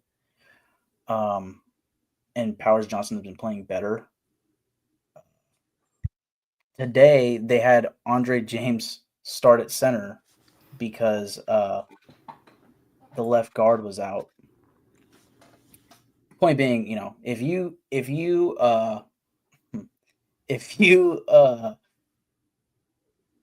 with Gianti, you have to get the offensive line right. Especially if you're not going to have a good quarterback. Like, it's just not worth it. I mean, we talked about it last week of like teams that go and sign or trade for a veteran running back, like top tier running backs, Derrick Henry, Josh Jacobs, Christian McCaffrey, those guys, Saquon Barkley. You should be a good team that's already winning, and getting that running back just kind of solidifies your offense, So drafting Gianti, it's like, if you don't have the quarterback, you're just wasting Gianti's prime. It's not worth it. At that point, I'd rather them draft an offensive tackle and then in a year or two let Colton Miller walk. Get them more premier position with the first round pick. If you're not going to get a quarterback, get a defensive end, get an offensive tackle, corner. If there's a stud wide receiver, cool. But otherwise, you can get a good receiver in the third round. Yep. So. Yeah. But, Frank says, thank you, gentlemen. Always enjoy your show. We always enjoy the comments. We definitely have appreciated that you guys have taken time out of your day. I want to say thank you to, Frank, Big Money, Sonny, Anthony, C, and Brandon, and obviously Pia. We can't thank you guys enough for your continued support of the channel and just, whether it's liking the streams, commenting, subscribing, anything kind of helps us. Like if we can like extend our reach, get more people, tuning into the channel, it's always great. But Mike and I genuinely enjoy streaming. Frank says, Merry Christmas / Happy Holidays. Thank you for the reminder. I almost forgot. Christmas is on Wednesday. So Merry Christmas to everybody who celebrates Christmas. Happy holidays, if you celebrate other holidays. Yeah. Do you have any last words, Mike, before we get out of here tonight? Just go Saints.